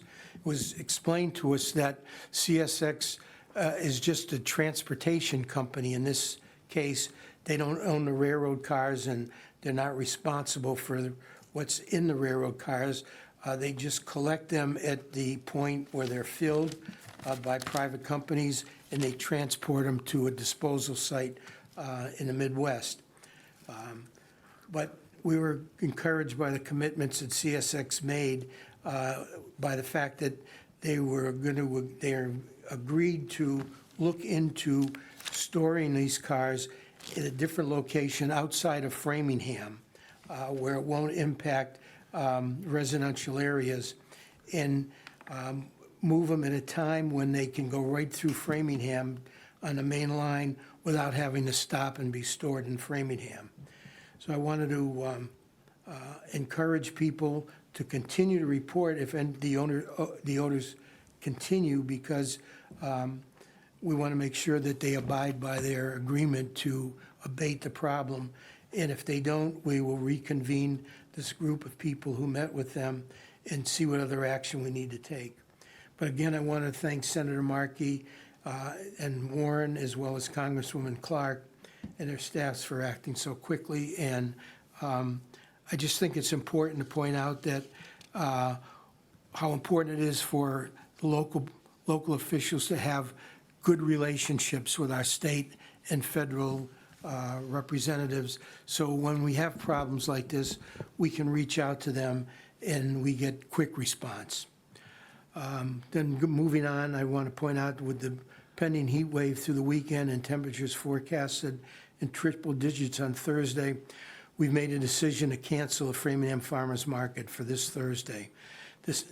However, we're encouraged that so far the testing of the 3 beaches has been positive, and we expect all 3 beaches to be open and available for use this weekend, although we will not have lifeguards on duty, so people have to realize that they're swimming at their own risk. Recently, we have received word that Moody's Ratings have affirmed the City of Framingham's strong credit profile by assigning an MIG 1 rating, the highest short-term rating, to the city's approximately $27.5 million general obligation bond anticipation notes, which have just recently been issued. Moody's also maintained the city's AA2 issuer rating and the AA2 rating on its outstanding general obligation bonds with a stable outlook. The agency recited Framingham's diverse and resilient local economy, strong commercial and industrial tax base, above average resident income levels, and continued tax base growth as key strengths supporting the ratings. And Moody's also recognized the city's improving financial position, noting that audited fiscal year 25 results marked the third consecutive year of operating surpluses and increased available reserves for approximately 22.5% of our annual revenues. I also want to announce tonight that with the retirement of DPW Director Bob Lewis, I am appointing Chief Operating Officer Mike Tessino to be Acting Director of Public Works while we advertise and seek a permanent, to permanently fill that position. Moving on with DPW, as you recall, based on decisions made with our fiscal 27 budget, we have removed money from the budget to pay for the private collection of trash at certain condominiums in the city. So we've begun notifying condominium owners, trustees, and property managers that we will discontinue municipal funding for trash and recycling collection services effective September 30th, 2026. And beginning on October 1st, those associations and unit owners will be responsible for securing and paying for their own private trash and recycling operations. We have, to support a smooth transition to that, we're providing 3 months of advance notice so that they have plenty of time to arrange for private collection services. And we've also extended the existing contract with the collector who provides that service through the end of September, and are suggesting that these condominiums may want to contact that provider to continue to service and pay for them after the end of September. I want to also announce the City of Framingham has been awarded a $200,000 Mass Trails grant for 2026 to advance the design, engineering, and permitting for the second and final phase of the Bruce Freeman Rail Trail. With the phase 1 of the trail already included in MassDOT's Transportation Improvement Program and having reached 25% design stage, we're now positioned to begin planning for the second stage for this project. And as you know, the city held a public hearing last night at the high school to discuss the Bruce Freeman Rail Trail, and it was very well attended. Monday night, the city, as I mentioned, we hosted that at the high school, and it was a good turnout, and we got some very good feedback from the people that were there. I want to also report that municipal offices will be closed on Friday, July 3rd, since the Friday before the July 4th holiday, which falls on Saturday, is an official holiday. But because of the problem with having the official holiday on a Friday, but the real holiday on a Saturday, we're going to continue to pick up trash on Friday this week. And the DPW Recycling Center will be open on Friday, even though it's a holiday, to accommodate the people that want to use it and to be able to pick up the trash without missing the day. The last thing I want to mention is that the Framingham Interfaith Community Association will be hosting a 250th anniversary concert on Sunday, July 12th at the Framingham Center Common. The sing-along event will start at 4 p.m. That's my report. Any questions for the mayor? Mr. Ward, do you have one? Thank you very much for that report, Mr. Mayor. I have a question on a separate DPW project. I know in our approved capital budget for this year, there was funding for the finished design and building of McGrath Square. And so I just wanted to, now that that funding is secured or confirmed, where we are with that project, and specifically the acquisition potentially of 1639 Concord. Sure. As I've reported in the past, the owner of that property is in the process of hiring a contractor to tear down the building. But before she can do that, she has to have a contractor go out into the street and permanently disconnect the sewer and water service to that property.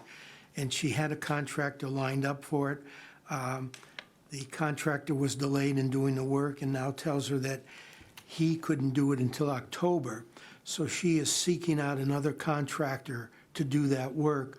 And I had a long conversation with her this afternoon.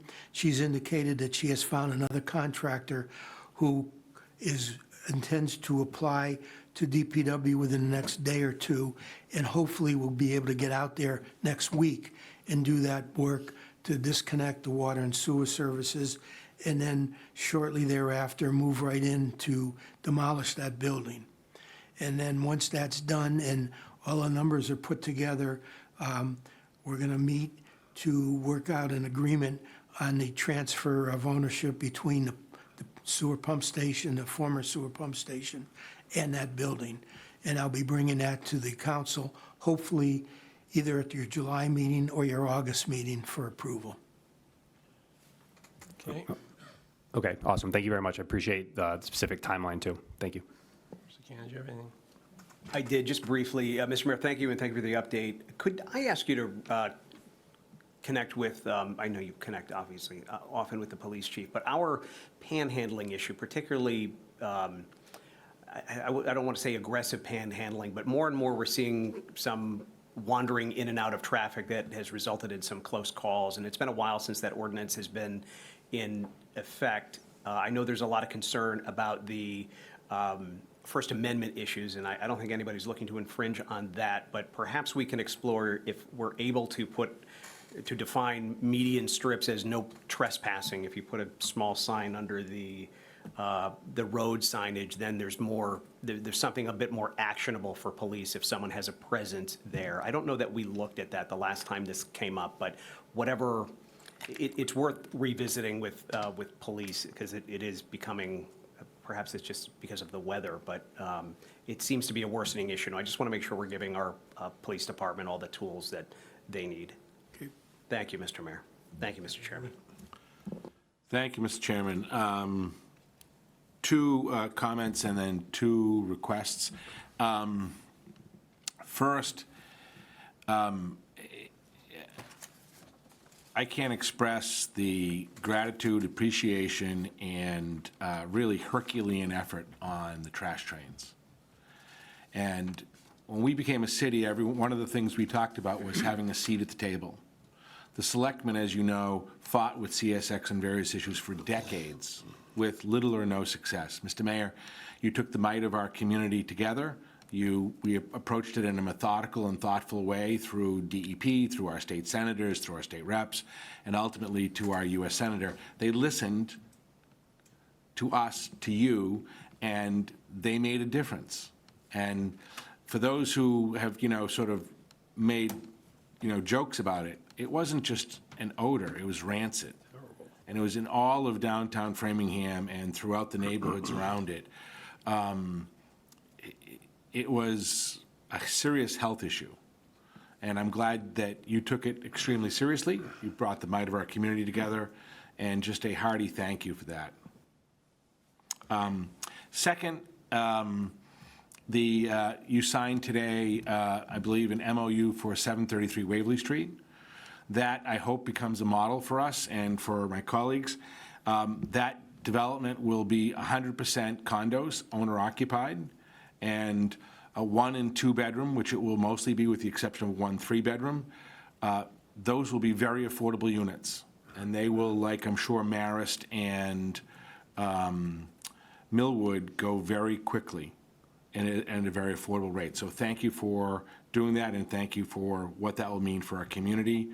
2 requests. The first, as you know, the next 3 days are going to be extremely hot. If we could market, reach out, let people know where they can go to cool down and how they can do that, the libraries when it's open. There are a lot of communities that are doing something like that so that people who don't have air conditioning don't have the ability to do that. It is supposed to be an equivalent of 105 degrees for the next 3 days. So whatever we can do to market, reach out, do something on that is much appreciated. A lot of folks, at least in South Framingham, don't have access to some of those things. And last, when you're doing your appointments and reorganization for the next 2 months, as we don't meet so often, if you can just consider the council schedule as part of that. That just, I didn't put that out, but that was done tonight. Few of the appointments that we did were directly referred, so we could accommodate and not miss the deadline. So I appreciate the mayor doing that. Yeah, I'm going to try, I will avoid putting you in a position where they're automatically approved because of your schedule. So Thank you. I'm cognizant of that, and I'm going to take care of that. And thank you for your work. Ms. Feeney, do you have anything? Shockingly, no. Okay, Ms. Malik.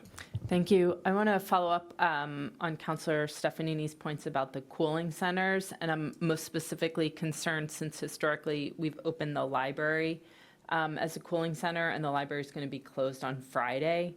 So I am most concerned about Friday and what is going to happen. And can you confirm that we're going to open the library as a cooling center, at least on Thursday, or not yet?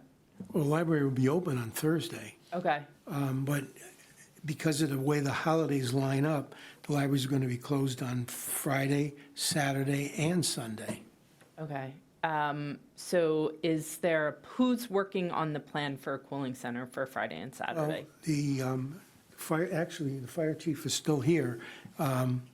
He's one of our key guys because he's our emergency management director.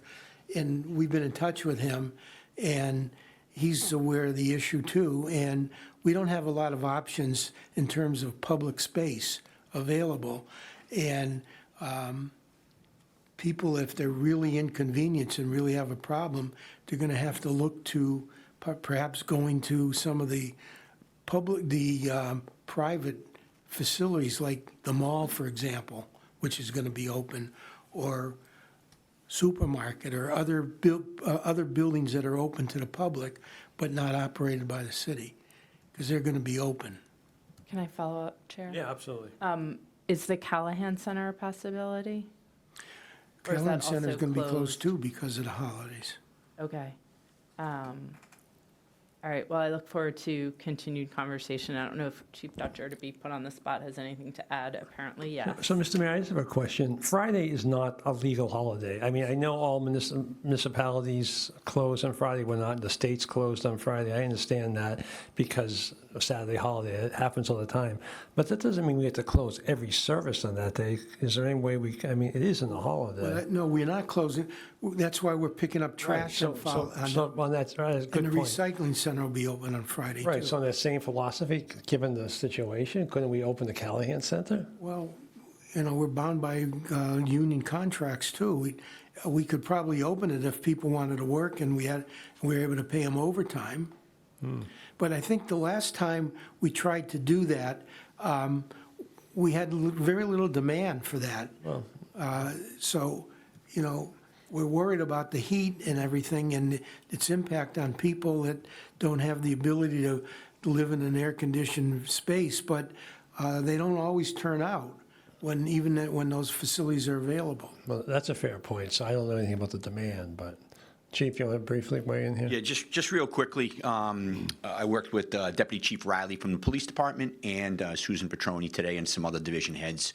And it's been posted on the city's website about the cooling centers at the libraries and the Callahan Center. So a lot of that stuff has been posted since you've been in this meeting. So obviously you haven't had a chance to look at that. As far as the weekend goes, we're suggesting some things, if you have some access to get to the mall, the Natick Mall, grocery stores, things like that, you can cool down for a little bit. We've also posted on the city's website that if there is an issue, to call the police department business line, the 872-1212 number. And we've kind of helped the dispatchers with some key questions to ask. Whether it's a real emergency, if they need help, life-threatening assistance, or they just need assistance getting somewhere. So we're working through those avenues as well to help people stay cool. We also added a bunch of tips on how to stay cool. Limit your activity, especially if you're going to do things, do it early in the day. Drink plenty of water, stay hydrated, things like that. So there's some tips to go along with the information of locations on where to be, especially tomorrow and Thursday with city buildings. Okay, thank you. Thank you. Can I finish? Yep. Sorry, it's still on that heat vein. But when you talk about beaches being open and accessible, I'd imagine that would be also where many folks would go and cool off. I was wondering if the gates for Learned Pond are going to be open, because I understand last Saturday they were not, and there was quite a bit of parking on both sides of the street, and the neighborhood was rather congested. But we did maybe We've had, tickets. we've had conversations with the police department and Parks and Rec, and the decision was made to keep the gates closed because there's not going to be any staff there, so there'll be no supervision of what happens in that parking lot. And we're afraid if we open the gates, there'll be a free-for-all. People will be trying to have cookouts in the middle of the parking lot. There'll be a lot of congestion, and one of the problems we had, and we've discussed this with the neighborhood, is that after closing time, if there's no staff there and there's nobody to kick everybody out, it's going to stay, people are going to stay there and disrupt the peace and quiet of the neighborhood after hours, and we want to avoid that. I discussed this again today with Deputy Chief Riley, and they're aware of that issue, and they're going to have extra watches on that area, and they're aware of the possibility of having lot of on-street parking problems, and they're going to be watching for that to take care of that. But everybody agreed that it would be in the best interest of the neighbors and people at large that are using the beach not to have that parking lot open.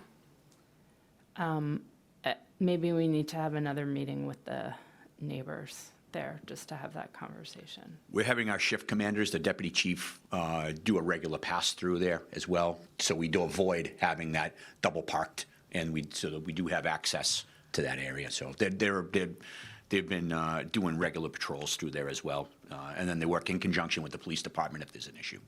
Thank you. I have a question about this too. How come, I know why we're doing the lifeguard thing, and I think it works out well, but I was kind of surprised when I drove by the beaches to see the bathhouses are all closed up. We're not staffing the beach at all? We don't have staff to maintain the bathhouses, so we have porta potties there for.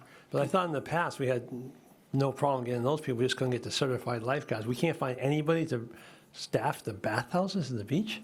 We were able to hire one or two crews, like a roving crew, to go from beach to beach and maintain them during the day on a roving, revolving basis, but we don't have enough staff to permanently locate them there. But they can't close the gates on a roving basis? It just seems odd to me that we would take we have a huge parking lot, I understand the concerns, and put them on the neighborhood streets. I mean, those streets are narrow. They park on the streets whether the gate's open or not. I get that, but that's a pretty good-sized parking lot. If we let them in, then we close it with our roving crew at 7 o'clock, whatever time, the beach closes. George, it's not that easy because these are teenagers, young adults, and we can't expect them to go in there and start enforcing laws and trying to kick people out that are basically trespassing. I wouldn't expect them to do that. I wasn't suggesting that. But that's what it comes down to. Wouldn't they just call the police? I know it's hard to believe, but how long ago? It was almost 50 years ago. Believe it or not, I was a bathhouse attendant one year at the Washaken Beach. I really was. Oh my God. I don't believe it. 1978, yeah. So I have a little experience in this area. Yeah. You're looking for something to do? Yeah, maybe. Yeah, why not? Photo of that. Yeah, that's true. I got experience, so maybe I can help you out. We, just to address that point, we tried two different ways of getting help for the beaches this summer. We put out a proposal for a private company to provide the services like we talked about last year, but this year we put a more comprehensive RFP out, and we did it earlier, and we didn't get any responses. And we also, at the same time, put out ads for lifeguards too, and got very few responses. I get the lifeguards, but, okay, now we're still in the mayor's report. Ms. Bryant? Yes, I just wanted to say that to just corroborate what the fire chief said and the mayor. I go down there all the time because I always want to go past the water, Leonard's Pond. One, the parking lot is not huge. The beach area is not that huge, but what I did see was mainly parking all on one side of a street, right? So they weren't double parked like I'd seen in the past, or on both sides of the street. So obviously there's some enforcement, and I was surprised that there wasn't cars parked inside in the parking lot, I guess because it was closed. But what you had was like children and families playing on the hard top as well as in the water, right? It was really family oriented, young family oriented. And I say, that's fine. Then at sundown, maybe you kick everybody off, like, cars off the street, people got to go, right? So that the neighborhood people can, have peace and quiet and have their street back. But I did think going up one street, I saw cars, it was a hot day, like parked in front of some houses, on the adjacent street. And I thought that could be very annoying to the residents too. But, you get the water views and you're right on the water. So it's difficult, but I think we have to do a little give and take, maybe kick everybody out at sundown. But it was I thought Framingham, is doing it well for people to be able to go to the beach without, having to pay for the yearly or summer tags and everything that we all had to do. And so I think that, maybe the meeting with the neighbors in Leora will help a good come to a consensus. In terms of, I want to ask the chief, now we have the police, the main line, but I saw on TV, can people call just 2112 if they feel like they're having an emergency due to the heat? Yes, Counselor, certainly we would like them to call 911 if it's an emergency. We will respond. That's what we want you to do if it's an emergency. Or 211, I heard that too. Yeah, 211, that's more for informational purposes. Oh, okay, so no. Yeah, but if it's emergencies, we always want 911. Again, they can still call that police business line, and they'll get some assistance from that line as well.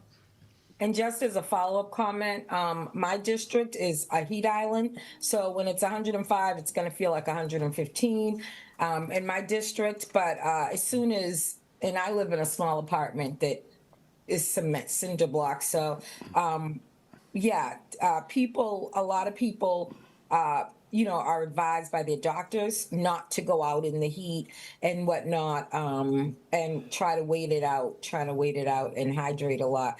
But the more places, I wouldn't ask that, and I don't think anybody would go out in the heat if they can help it. They've been trying to get stuff in place in advance. The worst heat, which is coming, today, tomorrow, the next day, all like that. So they're going to try not to, as you suggested, go out in the heat. Thank you. Mr. Alexander? Yes, thank you, Mr. Chair. I just wanted to briefly touch upon these cooling centers. I don't know, I may not have heard part of Mayor's report about potential sites, but I heard Callahan being mentioned. But have y'all given any thought to partnering up with the school district and having maybe Farley administration building part of that open, or Fuller, some central location? And the second part of my comments goes to Mr. Cannon's point about the increase in panhandling. I don't know why we don't just have signs to discourage. I think I brought this up before when we had the debate about the ordinance. Simple signage in key places on these median strips, just to discourage people from giving money. I think that people just need a reminder sitting there at a traffic light for 2-3 minutes that not to contribute, or if they want to contribute, that's fine, but that will definitely discourage this type of setup. So that's all I wanted to say. And Thank you. Thank you. Mr. Ottaviani, and then we are going to be done with the mayor's Yeah. report. Yeah, it's going to piggyback on what you and Councilor Malik and a few of you have been saying. You know, I think not opening up those gates is crazy, okay? I've got a few friends that live in that neighborhood. I believe that the cars off the street are better than being on the street. You know, we saw during these World Cup events, I saw police officers going up and down side streets on the south side writing tickets like they were Fast and Furious. So I can't imagine we can't have somebody go over there at night and get everybody out of a parking lot and lock it up. It just blows my mind that something that simple can't be done. You know, we've got during World Cup, I saw a cruiser with their lights on parked in front of a park. I saw it parked in front of a couple businesses. You know, so I know we're encouraging good behavior, but we're also encouraging, there's a form of intimidation there too. So I can't imagine a 17-year-old kid isn't going to listen to a police officer or a police woman when they say it's time to park it, get your cars out of here, and leave. We need to think proactive about this. It's going to be the worst heat wave ever. The holiday falls on a crazy day. It's a Saturday. And like you said, you know, some people can't afford air conditioning. Some people can't get from point A in Framingham to the Natick Mall. They can't get to a supermarket. And I just think, you know, where's the best place to hang out on a hot day is a beach. And, you know, instead of people roaming through everybody's neighborhood, if there was a central place to park, I just don't know why that can't be done. And I've heard conflicting stories on that today because I wasn't able to leave my house, but I got a few phone calls. So I'm just hoping we might be able to rethink it before the weekend and maybe come up with a plan, because I don't think it would be that difficult to find 1 or 2 people, or to put a patrolman down there in the beginning when you open it up and a couple down there at the end of the day. You know, and the only thing I've heard on a public meeting lately is that, you know, after 11 p.m., there's not enough police to do their job or to take care of the city. But I would think between 4 and 8 p.m. we'd be okay. But maybe I'm wrong. But if we can come up with a solution, I think it would be appreciated by all. Thank you. Okay. Yes, Mr. Cannon. Thank you. Just briefly, I think we've underscored a number of reasons that the reorg that is forthcoming is probably well needed, because it does feel like Parks and Rec and portions of the administration have bought into the argument that there aren't solutions to all of these issues. And I think between a number of us, there are solutions that, you know, we're kind of, the operation is quick to dismiss. So I'm pleased that that is forthcoming, because I think there are solutions to all of these. Can you take a look, and it's a collective bargaining issue that we have to close the library the day before a holiday. Do I remember that accurately? I think they close at 5 o'clock the day before a holiday. If we could make kind of we made some questionable, by the time it gets to the council, the train has left the station, but let's really carefully, and I know you do, but I think with a lot of stability forthcoming, there's a good opportunity to look at things like that and what we do in heat emergencies and, you know, snow. And I mean, there's just a number of things that we've seemed to have bargained away that we should look at more thoughtfully this time around. And I think in terms of the demand for the cooling centers, we've just been so inconsistent with it. If folks that use the Callahan Center can know that it's something they can rely on, or the libraries, I think, you know, between all the folks that you're getting involved, there are solutions to all of these, and I'm pleased by them. But I'm hopeful some meaningful discussions and solutions can come to the forefront. Thank you, Mr. Chairman. Okay, thank you. There's one last person on Zoom who wants to speak about the mayor's report. Please identify yourself and go ahead. Hello, this is Suze Craighead. Speaking to the issue of the parking lot, all you're doing is moving the problem out into the neighborhood rather than in the parking lot. And it's ridiculous to not keep the parking lot open And, your last resort is after telling everybody to leave, you lock the parking lot and, people can't get their cars out. But it just is, you're moving the problem from the parking lot out into the neighborhood. And that's just, it's not fair to the neighbors, and it's not fair to the people who don't have any other place to go. And, and you're also penalizing people who have children or elderly, whatever, who are going to have to walk that much further rather than just be able to park there. I mean, that's what a parking lot's for. Okay, thank you. And that will be it for the mayor's report. On to agenda item number 21. I believe that's where we left off. Yes, that's correct. Upon request of the Director of Community Development and Planning, referral to the Finance Subcommittee, the FY27 Community Development Block Grants yes. I have a question. I don't know who this is for, but historically, when we've gotten this, we've gotten the recommendations from the committee, and we've also gotten the mayor's recommendations. And when I looked, this only included the committee recommendations. So are we going to also get the mayor's recommendation Yes, for when the finance subcommittee meets on That's July correct. 14th? yes. Awesome, thank you. Okay, so it is referred.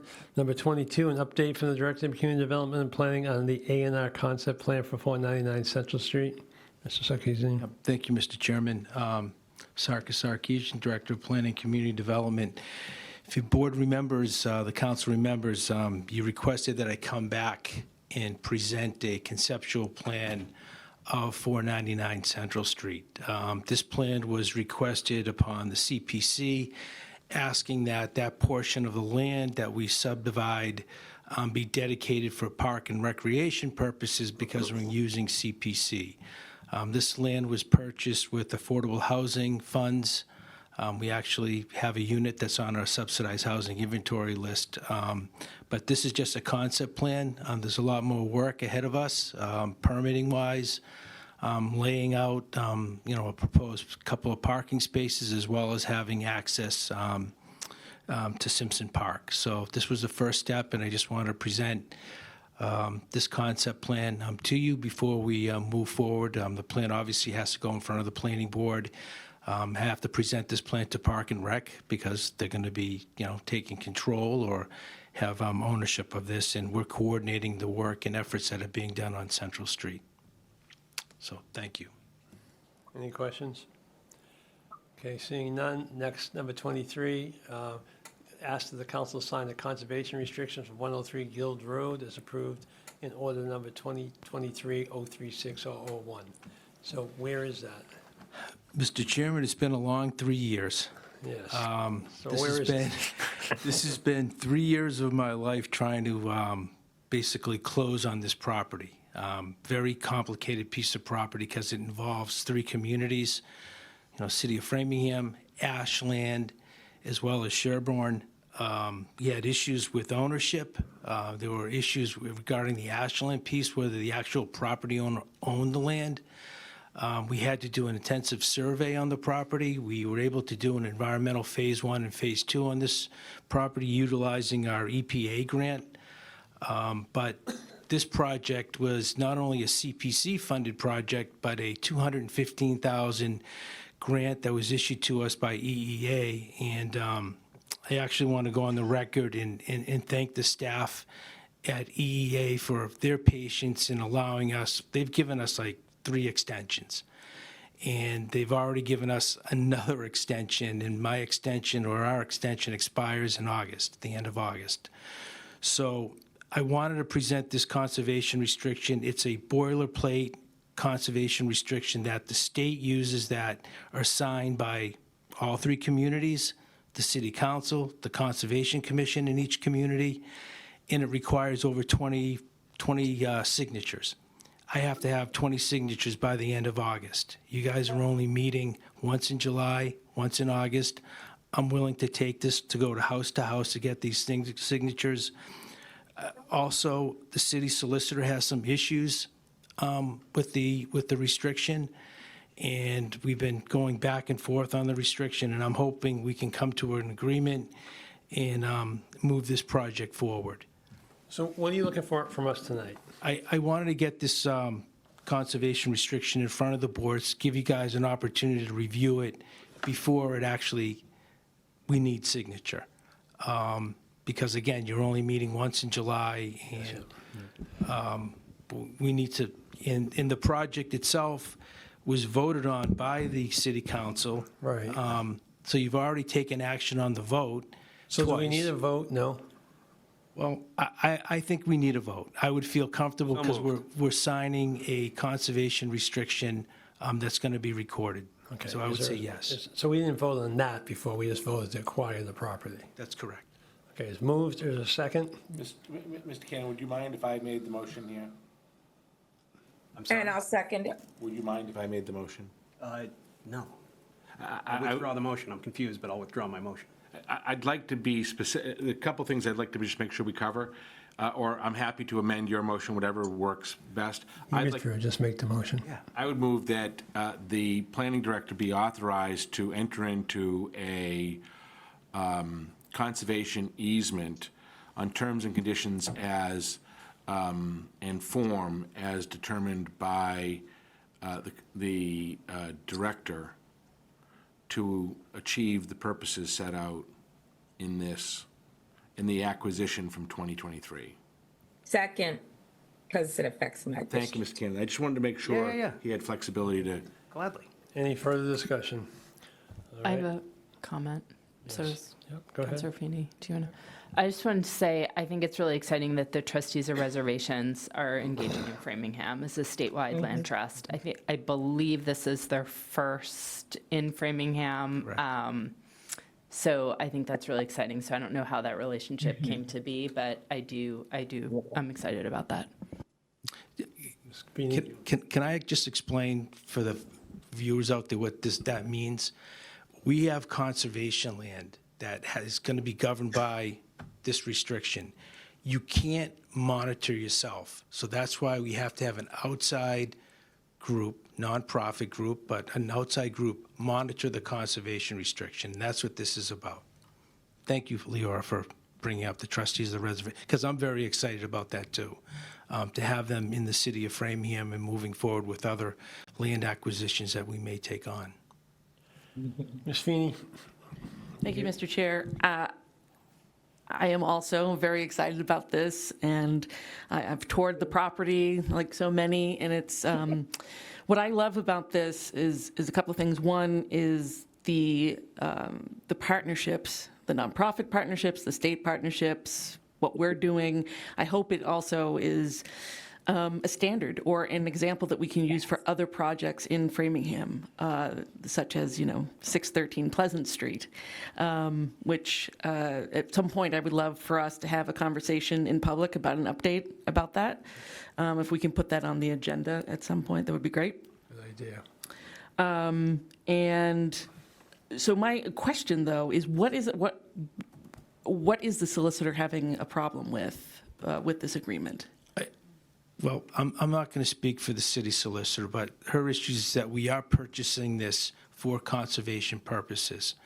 And there's language in here, and there's boilerplate language in here that basically gives the monitoring piece some power, some authority as to, where the trails can go, how wide the trails can be.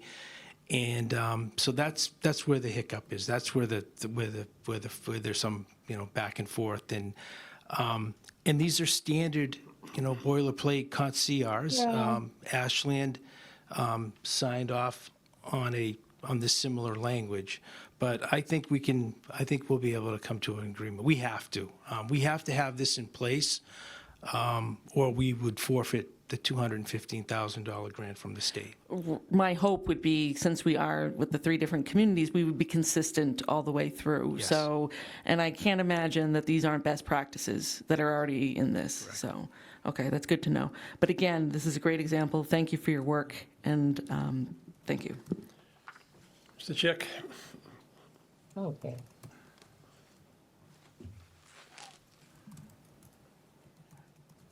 Ron Chick, Central Street. I want to thank the planning director and all the time that has been put into this. He has 3 years into this. I have 5. 5 of the city councilors have toured the property with me. Two state reps have been there. Downtown Framingham Inc. has been there. And it's an amazing property. When I first saw it 5 years ago, I said, this is in Framingham? And we have no access to it. And this is what happens with the purchase of this property. And it's been an amazing collaboration with trustees, with the planning department, and with conservation. And this property is going to open up 2 to 3 miles of trails that are already existing. Additionally, it opens up over 200 acres of deeded conservation land in Sherborne. The trails connect to it. So I want to thank everybody involved. Okay, Ms. Bryant? Yes. I was wondering if Mr. Chick was there. I assumed he was. I definitely want to thank Ron and also Sarkey. And I remember when I first went there, Ron, I was able to walk then, right, Bailey? But this finally, hallelujah.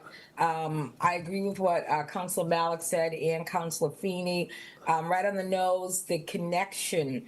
I may be able to walk to my parents' house if I get strong enough and we get this trail going. But it's great because my area is kind of, like insulated in some ways in terms of walking trails, but we can access this one. So that's a start anyway, and it will be lovely. And I know a lot of work went into it, but it's worth doing. And I appreciate the city solicitor's diligence, and I'm sure what she comes up with will only make it stronger for all of the 3 communities. But I'm going to put prayer power on it so that this comes to fruition smoothly and quickly. So thank you. Thank you. I'm going to take the vote now. Mr. Cannon? Yes. Mr. Alexander?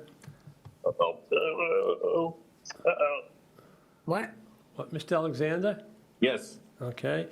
Mr. Ottaviani? Yes, I apologize, I was muted. Mr. Yes.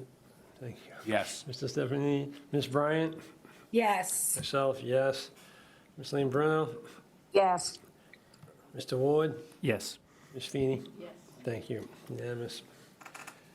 Okay. Let's see. It's 24, yes. Upon request of the Finance Subcommittee, a recommendation and vote regarding funding authorization of the Framingham MOA for Local 1652 firefighters. Mr. Ottaviani?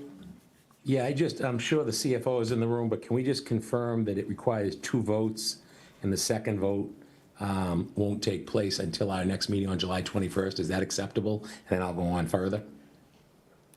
How is the CFO confirming that? But if he's able to. Well, I would think he's the money guy. He'd know better than, he surely knows better than me, better than all of us.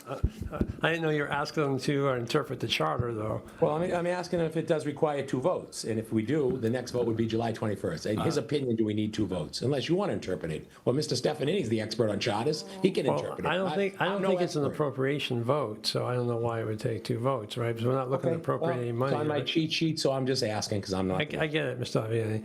Are we asking to transfer any money at this point to this budget for this? Through you, Mr. Chair, since this first year of this is fiscal 27, it was already included in the fiscal 27 budget that was adopted by the council. Okay, so it does not require 2 votes. Okay, thank you. That's all we wanted to. So if that's the case, can we do number 24 and 5 together, Mr. Ottaviani? Yes, I have 2 different, I'll read them both, and I'll read the recommendations and take it from there, yes. So order Questions would be 2026-061-001, upon the request of the Finance Subcommittee, recommendation vote regarding the funding authorization of the Framingham MOA for the local firefighters 1652. The Finance Subcommittee considered this on June 4th. We voted 5-0-0 to continue June 9th for further clarification. On June 9th, the committee voted 4-0-0 to recommend favorable action to the full council. Order 2025-026-062, 001, upon the request of the Finance Subcommittee, recommendation vote regarding the funding authorization for the Framingham MOA for the local 1652 deputy fire chiefs. The Finance Subcommittee also met and voted on June 4th, 5-0-0, to continue this to our June 9th meeting for further clarification. On June 9th, we received further clarification, and we voted 4-0-0 to recommend favorable action to the entire council. Thank you, Mr. Chairman.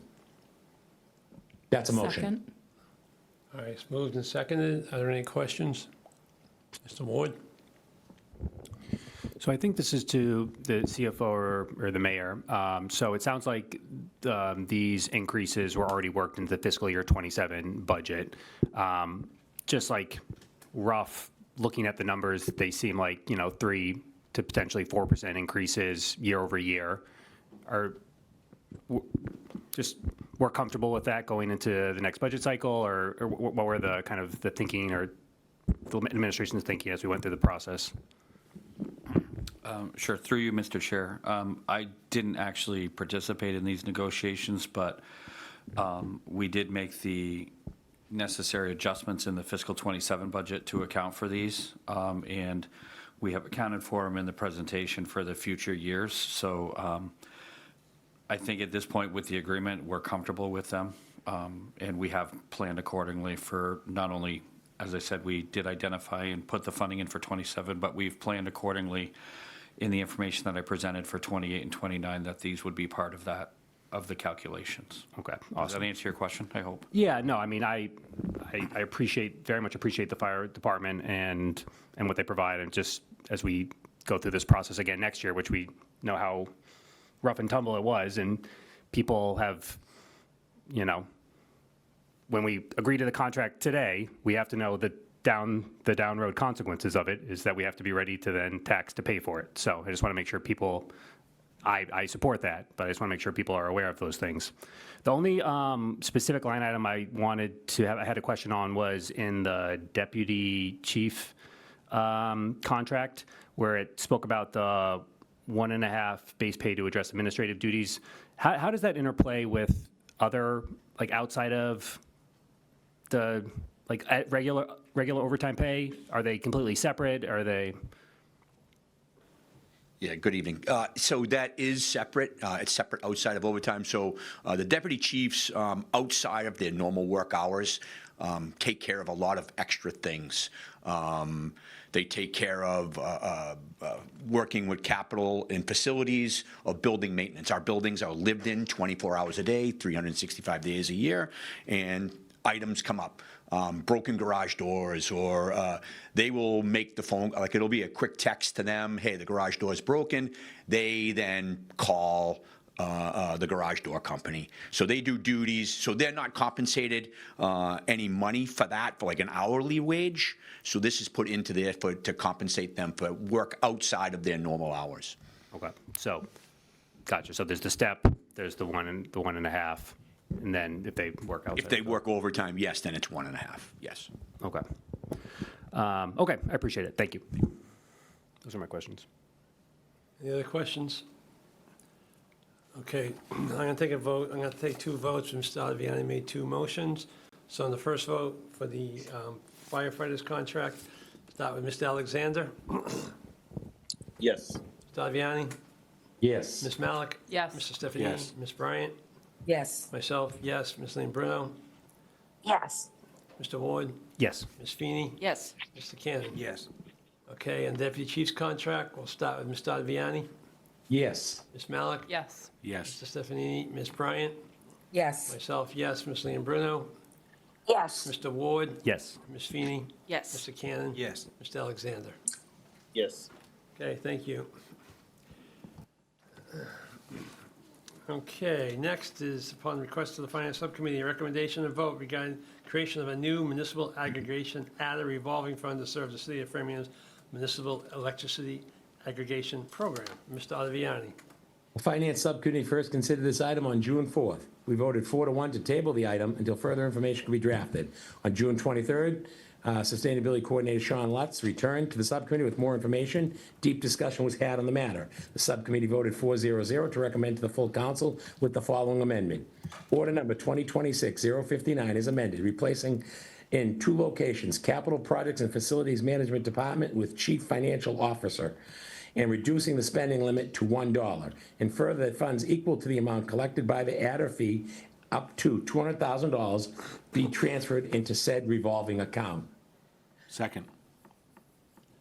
Okay, is there discussion? You want to briefly explain that? what we're doing? Yeah, we found out that this adder has been being added, and we were told by the CFO, the money is sitting in an account. But we need to designate an account where this money can be placed and held until we decide if we're gonna give rate relief, money back to the ratepayer, or where we're gonna go with this. But in the meantime, the money needed to be taken out of our general fund or wherever they've got it stored presently and put into its own account and its own fund. And that's where the money will go as we move further along with this collection process with this adder fee. I think that sums it up. Mr. Turbitt? Through you, Mr. Chair, thank you. So subsequent to the actions of the Finance Subcommittee, I was on a call with a rep from DOR about a couple other things, a couple other matters, and they raised this issue understanding that we had just recommended the creation of the revolving fund. And there's a difference of opinion between the Attorney General's office and Department of Revenue on whether you can actually create. This was the first I heard of this when I had this phone call last week. There's a difference of opinion between the Attorney General's office and DOR on the ability to create a revolving fund for the operational adder, because in order to create a revolving fund, the revenue or the source of the fee has to be considered voluntary. The Attorney General's office has the opinion that it is voluntary.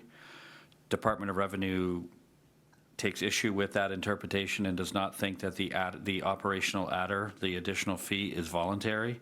And therefore, in their opinion, it would not meet the requirements under the statute to allow us to create a revolving fund. We would have to create what's known as a special purpose stabilization fund if we want to do anything with this. So in my discussions, we came to the conclusion that the best course of action currently the money is deposited in the general fund because any revenues that are not specific or not have a specific designation for a revolving fund or any other type of fund fall to the general fund. We came to the conclusion that the best course of action would be to let this fall to the general fund while we decide whether we want to create a special purpose stabilization fund, or DOR comes out with an IGR on how to handle it. And at that point, when free cash is certified, we could move it into whatever vehicle we're going to use. So at this point in time, I don't believe it would be appropriate to actually create this revolving fund because we would not be able to transfer anything into it. So that being the case, this is new information. Maybe we should just send it back to the Finance Subcommittee because the date doesn't matter. Okay. Is that reasonable? So we can- moved. Okay. All those in favor, starting with Ms. Malik? Yes. Yes. Stephanie, Ms. Bryant? Yes. Myself, yes. Ms. Lean Bruno? Yes. Mr. Ward? Yes. Ms. Feeney? Yes. Mr. Cannon? Yes. Mr. Alexander? Mr. Alexander? Mr. Wait. Vianney? Yes. Okay, it's 9-0. Mr. Alexander, not Yes. 10-0. Okay. Getting there. Item number 27. Upon request of Finance Subcommittee, a vote regarding the appropriation of free cash from the FY26 budget shortfall to group insurance and Medicare. This, I do believe, requires 2 votes, but I know Okay. it requires 2 votes. It's an appropriation from free cash. Well, he's thinking, you want me to read it? I don't know. He may be thinking, but I don't see any way around it. It's an Okay. appropriation from free cash. I was going to ask the question again, but after the last 2, I figured I'll leave it up to you people in the room. The other one was, the other one, the money was already in the budget. We're appropriating Okay. from a funding source to a budget. It's an appropriation vote. Yep. So go ahead, read it. The subcommittee considered this through thorough discussion with the CFO, and the administration voted 4-0 to recommend favorable action on this item as requested in the memo and in the background material. The motion that the Framingham City Council, pursuant to Massachusetts General Law, Chapter 44, Section 66, or Chapter 44, Section 6, approve a transfer from free cash in the amount of $1,601,000 to be allocated as follows: $1,500,000 to the group insurance account, and $101,000 to the Medicare FICA account for the purpose of funding increased employee benefit costs for fiscal year 2026. And that is a motion, Mr. King. Okay. Second. Okay, so any questions? Okay, Mr. Stefanini? Yes. Ms. Bryant? Yes. Myself, yes. Ms. Lean Bruno? Yes. Mr. Ward? Yes. Ms. Feeney? Yes. Mr. Cannon? Yes. Mr. Alexander? Yes. Mr. Aviani? Yes. Ms. Malik? Yes. Mr. Chairman, Yes. may I ask you a question? Since this is coming out of free cash, and free cash disappears at the end of the fiscal year, if you wait until your next meeting, which is in the next fiscal year, I don't think we can have that second vote. Is there any way you can have your second vote tonight? Two things. I wasn't at the finance subcommittee meeting where this was discussed, and I didn't think of it. I was thinking of it as I was sitting here and saw the look on your faces, but it's in the charter. It's not in the rules, so it's not like we can vote to suspend the rules. It's in the charter. But does the charter spell out when you have to have two readings? when Yes, those an readings appropriation have of to be- funds, an appropriation of funds. No question it needs two readings, but can the two readings be the same night? I believe the charter says successive meetings. Correct. Point I'll of, look at something while we do this, because there's point another of possibility. information. What's the point of information? I believe that if the council votes to approve, we can do both votes tonight, Oh, but check it out, What do Counselor. you cite as your source for that, Tracy? The charter or in Right, order? but give me the site. Where in the charter? Well, I just said it, so I thought John was looking it up, but I will look it up too. I know, but you seem sure of yourself, so I wanted to know where it was to I help us said I out. believe, but I will get it because I was looking, I noted that one time. I was like, oh, so we can't, but okay, I will find, Well, you don't have to. I thought you knew. Sorry. oh, no. Go get my ordinances. So it's the same issue. So, Mr. Chairman? Page 131, number 6, is that where we are at? Yeah, Mr. Chairman? Yes, I think an appropriation requires two votes. yes. However, I think if we declared it an emergency, we could pass it in one, Where's your citation on that? the Charter, Section 9, Article 2, Section 9A, So wait a minute, what section of the charter are you in? Article 2. Okay. It's an, I'm in, oh, go ahead. Page Article 43. 6 says, except in case of an emergency. yeah. Where are you, Mr. Cannon? That sounds more Page promising. 31 of the most recent version of the charter, Article 6, Section 6, first sentence, except in the case of an emergency determined by roll call vote of the council, whenever the mayor shall submit to the council a request for new appropriation of any sum of money, ... Right, and the exception that you cite is followed up in Section 9. Yeah. So we Yeah. declare an emergency, and there's the. So Mr. Cannon makes a move By this. at least 7 counselors. So, Mr. Cannon makes a motion that this item is considered an emergency due to the end of the fiscal year. So moved. Here, thank you. Is there a second?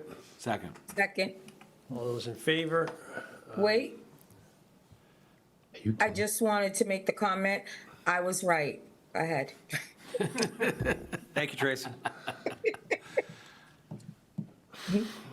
Ms. Bryant? Yes? Yes, yes. Myself, yes. Ms. Lean Bruno? Yes. Mr. Ward? Yes. Ms. Feeney? Yes. Mr. Cannon? Yes. Mr. Alexander?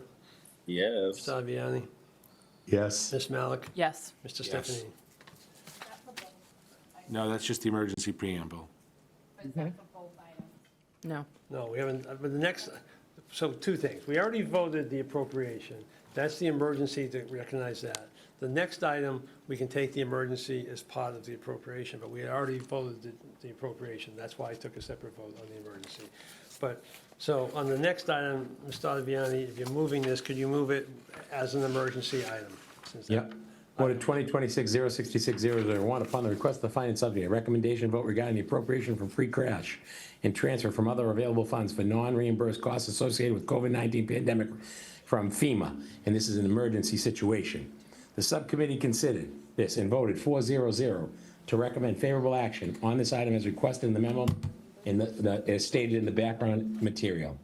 The motion that the Framingham City Council pursuant to Massachusetts General Law Chapter 44, Section 6, approve a transfer from free cash to other available funds in the amount of $1,074,876 as follows.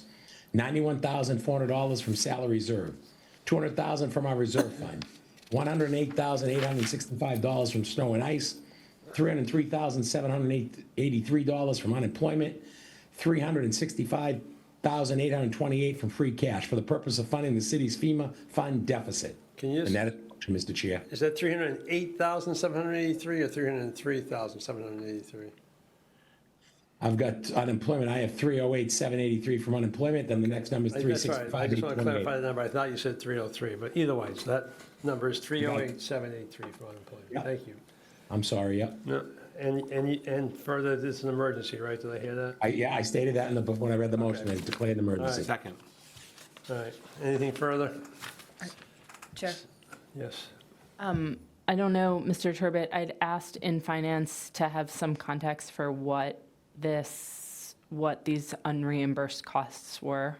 I don't know if you've had a chance to figure out that yet.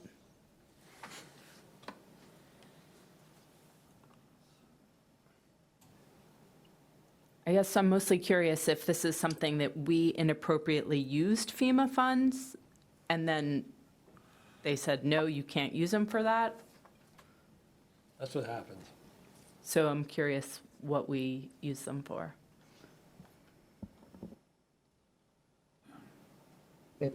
Through you, Mr. Chair, a lot of it was used for salaries where ultimately, when all of this money was being distributed, the rules were being done on the fly as you were going. So ultimately, some of the salaries that were, a majority, a lot of this relates to a lot to salaries that we thought could have been charged, but when the final rules came out, were not able to be, and we had likely already submitted all of the reimbursement requests, and they were ultimately rejected. Okay, thank you so much. Chairman? To the CFO, can you email to us the entire amount and what those issues were? Yes, I can do that. Thank you. Mr. Aviani, do you have something else? I was just going to say, I believe it was under the previous administration and it was under our former CFOs. So hopefully we're starting fresh and we won't see any issues like this again. So I was the chairman during COVID and I was invited to the meetings, and when they were, and Mr. Tassino was there too, and when they were spending this money, there was some recognition at the time that it may not be covered. So they did it with the understanding it may not be covered, as I recall. But let's try. So, but anyways, okay. So all those in favor, myself, yes. Ms. Leon Bruno? Yes. Mr. Ward? Yes. Yes. Mr. Cannon? Yes. Mr. Alexander? Mr. Aviani? Yes. Ms. Malik? Yes. Mr. Stefanini? Yes. Mr. Bryant? Yes. Okay. Next is report of the council chair. So a couple of things. Mr. Stefanini just asked Mr. Turbot to email some information to the council. There's been a little bit of confusion recently as far as council members asking for information and only some council members getting it. So just as a matter, and I think we probably should talk a little bit more about how we go about as individual councilors asking for broad-based information, because in reality, it should have the approval of the entire city council when a councilor does that. But I don't want to micromanage that, but I would like to suggest that from now on, if an individual councilor asks for broad-based information, not like it's necessarily a district matter, but a broad-based citywide, that all councilors receive a copy of the answer. Because I think it becomes problematical when some councilors only have some information, other councilors don't. So if a councilor makes an inquiry of the administration that requests data of any sort that's broad-based, I'd like to see every councilor get it. Or it can go through our office, and Marion can see that every council, however it's easiest for you guys to do it. But I think that that would solve a potential issue that's kind of come up a couple times in recent meetings, especially during the budget. I'm sure it's more prominent during the budget, but I think it's a fairer way to make sure that everybody has information. Mr. Chairman? Yes. You're not referring to subcommittees, you just mean individual councilors. Yes, right, that's correct. Right. So when a subcommittee requests, it goes to the whole subcommittee? Yeah. But I Yeah, mean, the item I just asked the CFO for was something that the subcommittee asked for as a condition prior to the vote, and we didn't receive it. No, I get that, but I'm just saying, in general, if a council decides to ask how much we spent on planting flowers in FY '24, Even though you may. I agree. Only one I agree. interested, everybody should get that information. And we can talk more about it if need be, but I just think there has to be a little bit more uniform way so that, first of all, so the administration isn't, I think there's a couple of reasons for it. One, fairness, so everybody knows all the information everybody's getting. And two, at some point, maybe we should be going through the council to get, depending the size of the request. And the other thing the council should remember is we have the opportunity now with our new person that actually, most of the information he requests probably should start with him. Anthony, yes, that's what I'm talking about. I wasn't talking about you. Sorry about that. Most of them should start with Anthony. I think that would make it probably a little bit easier to work with the administration that way too. Okay, any report of a subcommittee? Seeing none, any report of the council? Yes. Just because it's gotten a lot of attention, the Rules Subcommittee is having its 4th meeting on automatic license plate readers on Wednesday night. It's anticipated that we will dispose of it one way or another and send it to the full council at the next council meeting. As a previous speaker mentioned, the chief has let the Flock ALPR contract lapse, and they've made requests that the cameras be removed from polls in deference to the council until the council makes some determination. So that should be on our July meeting.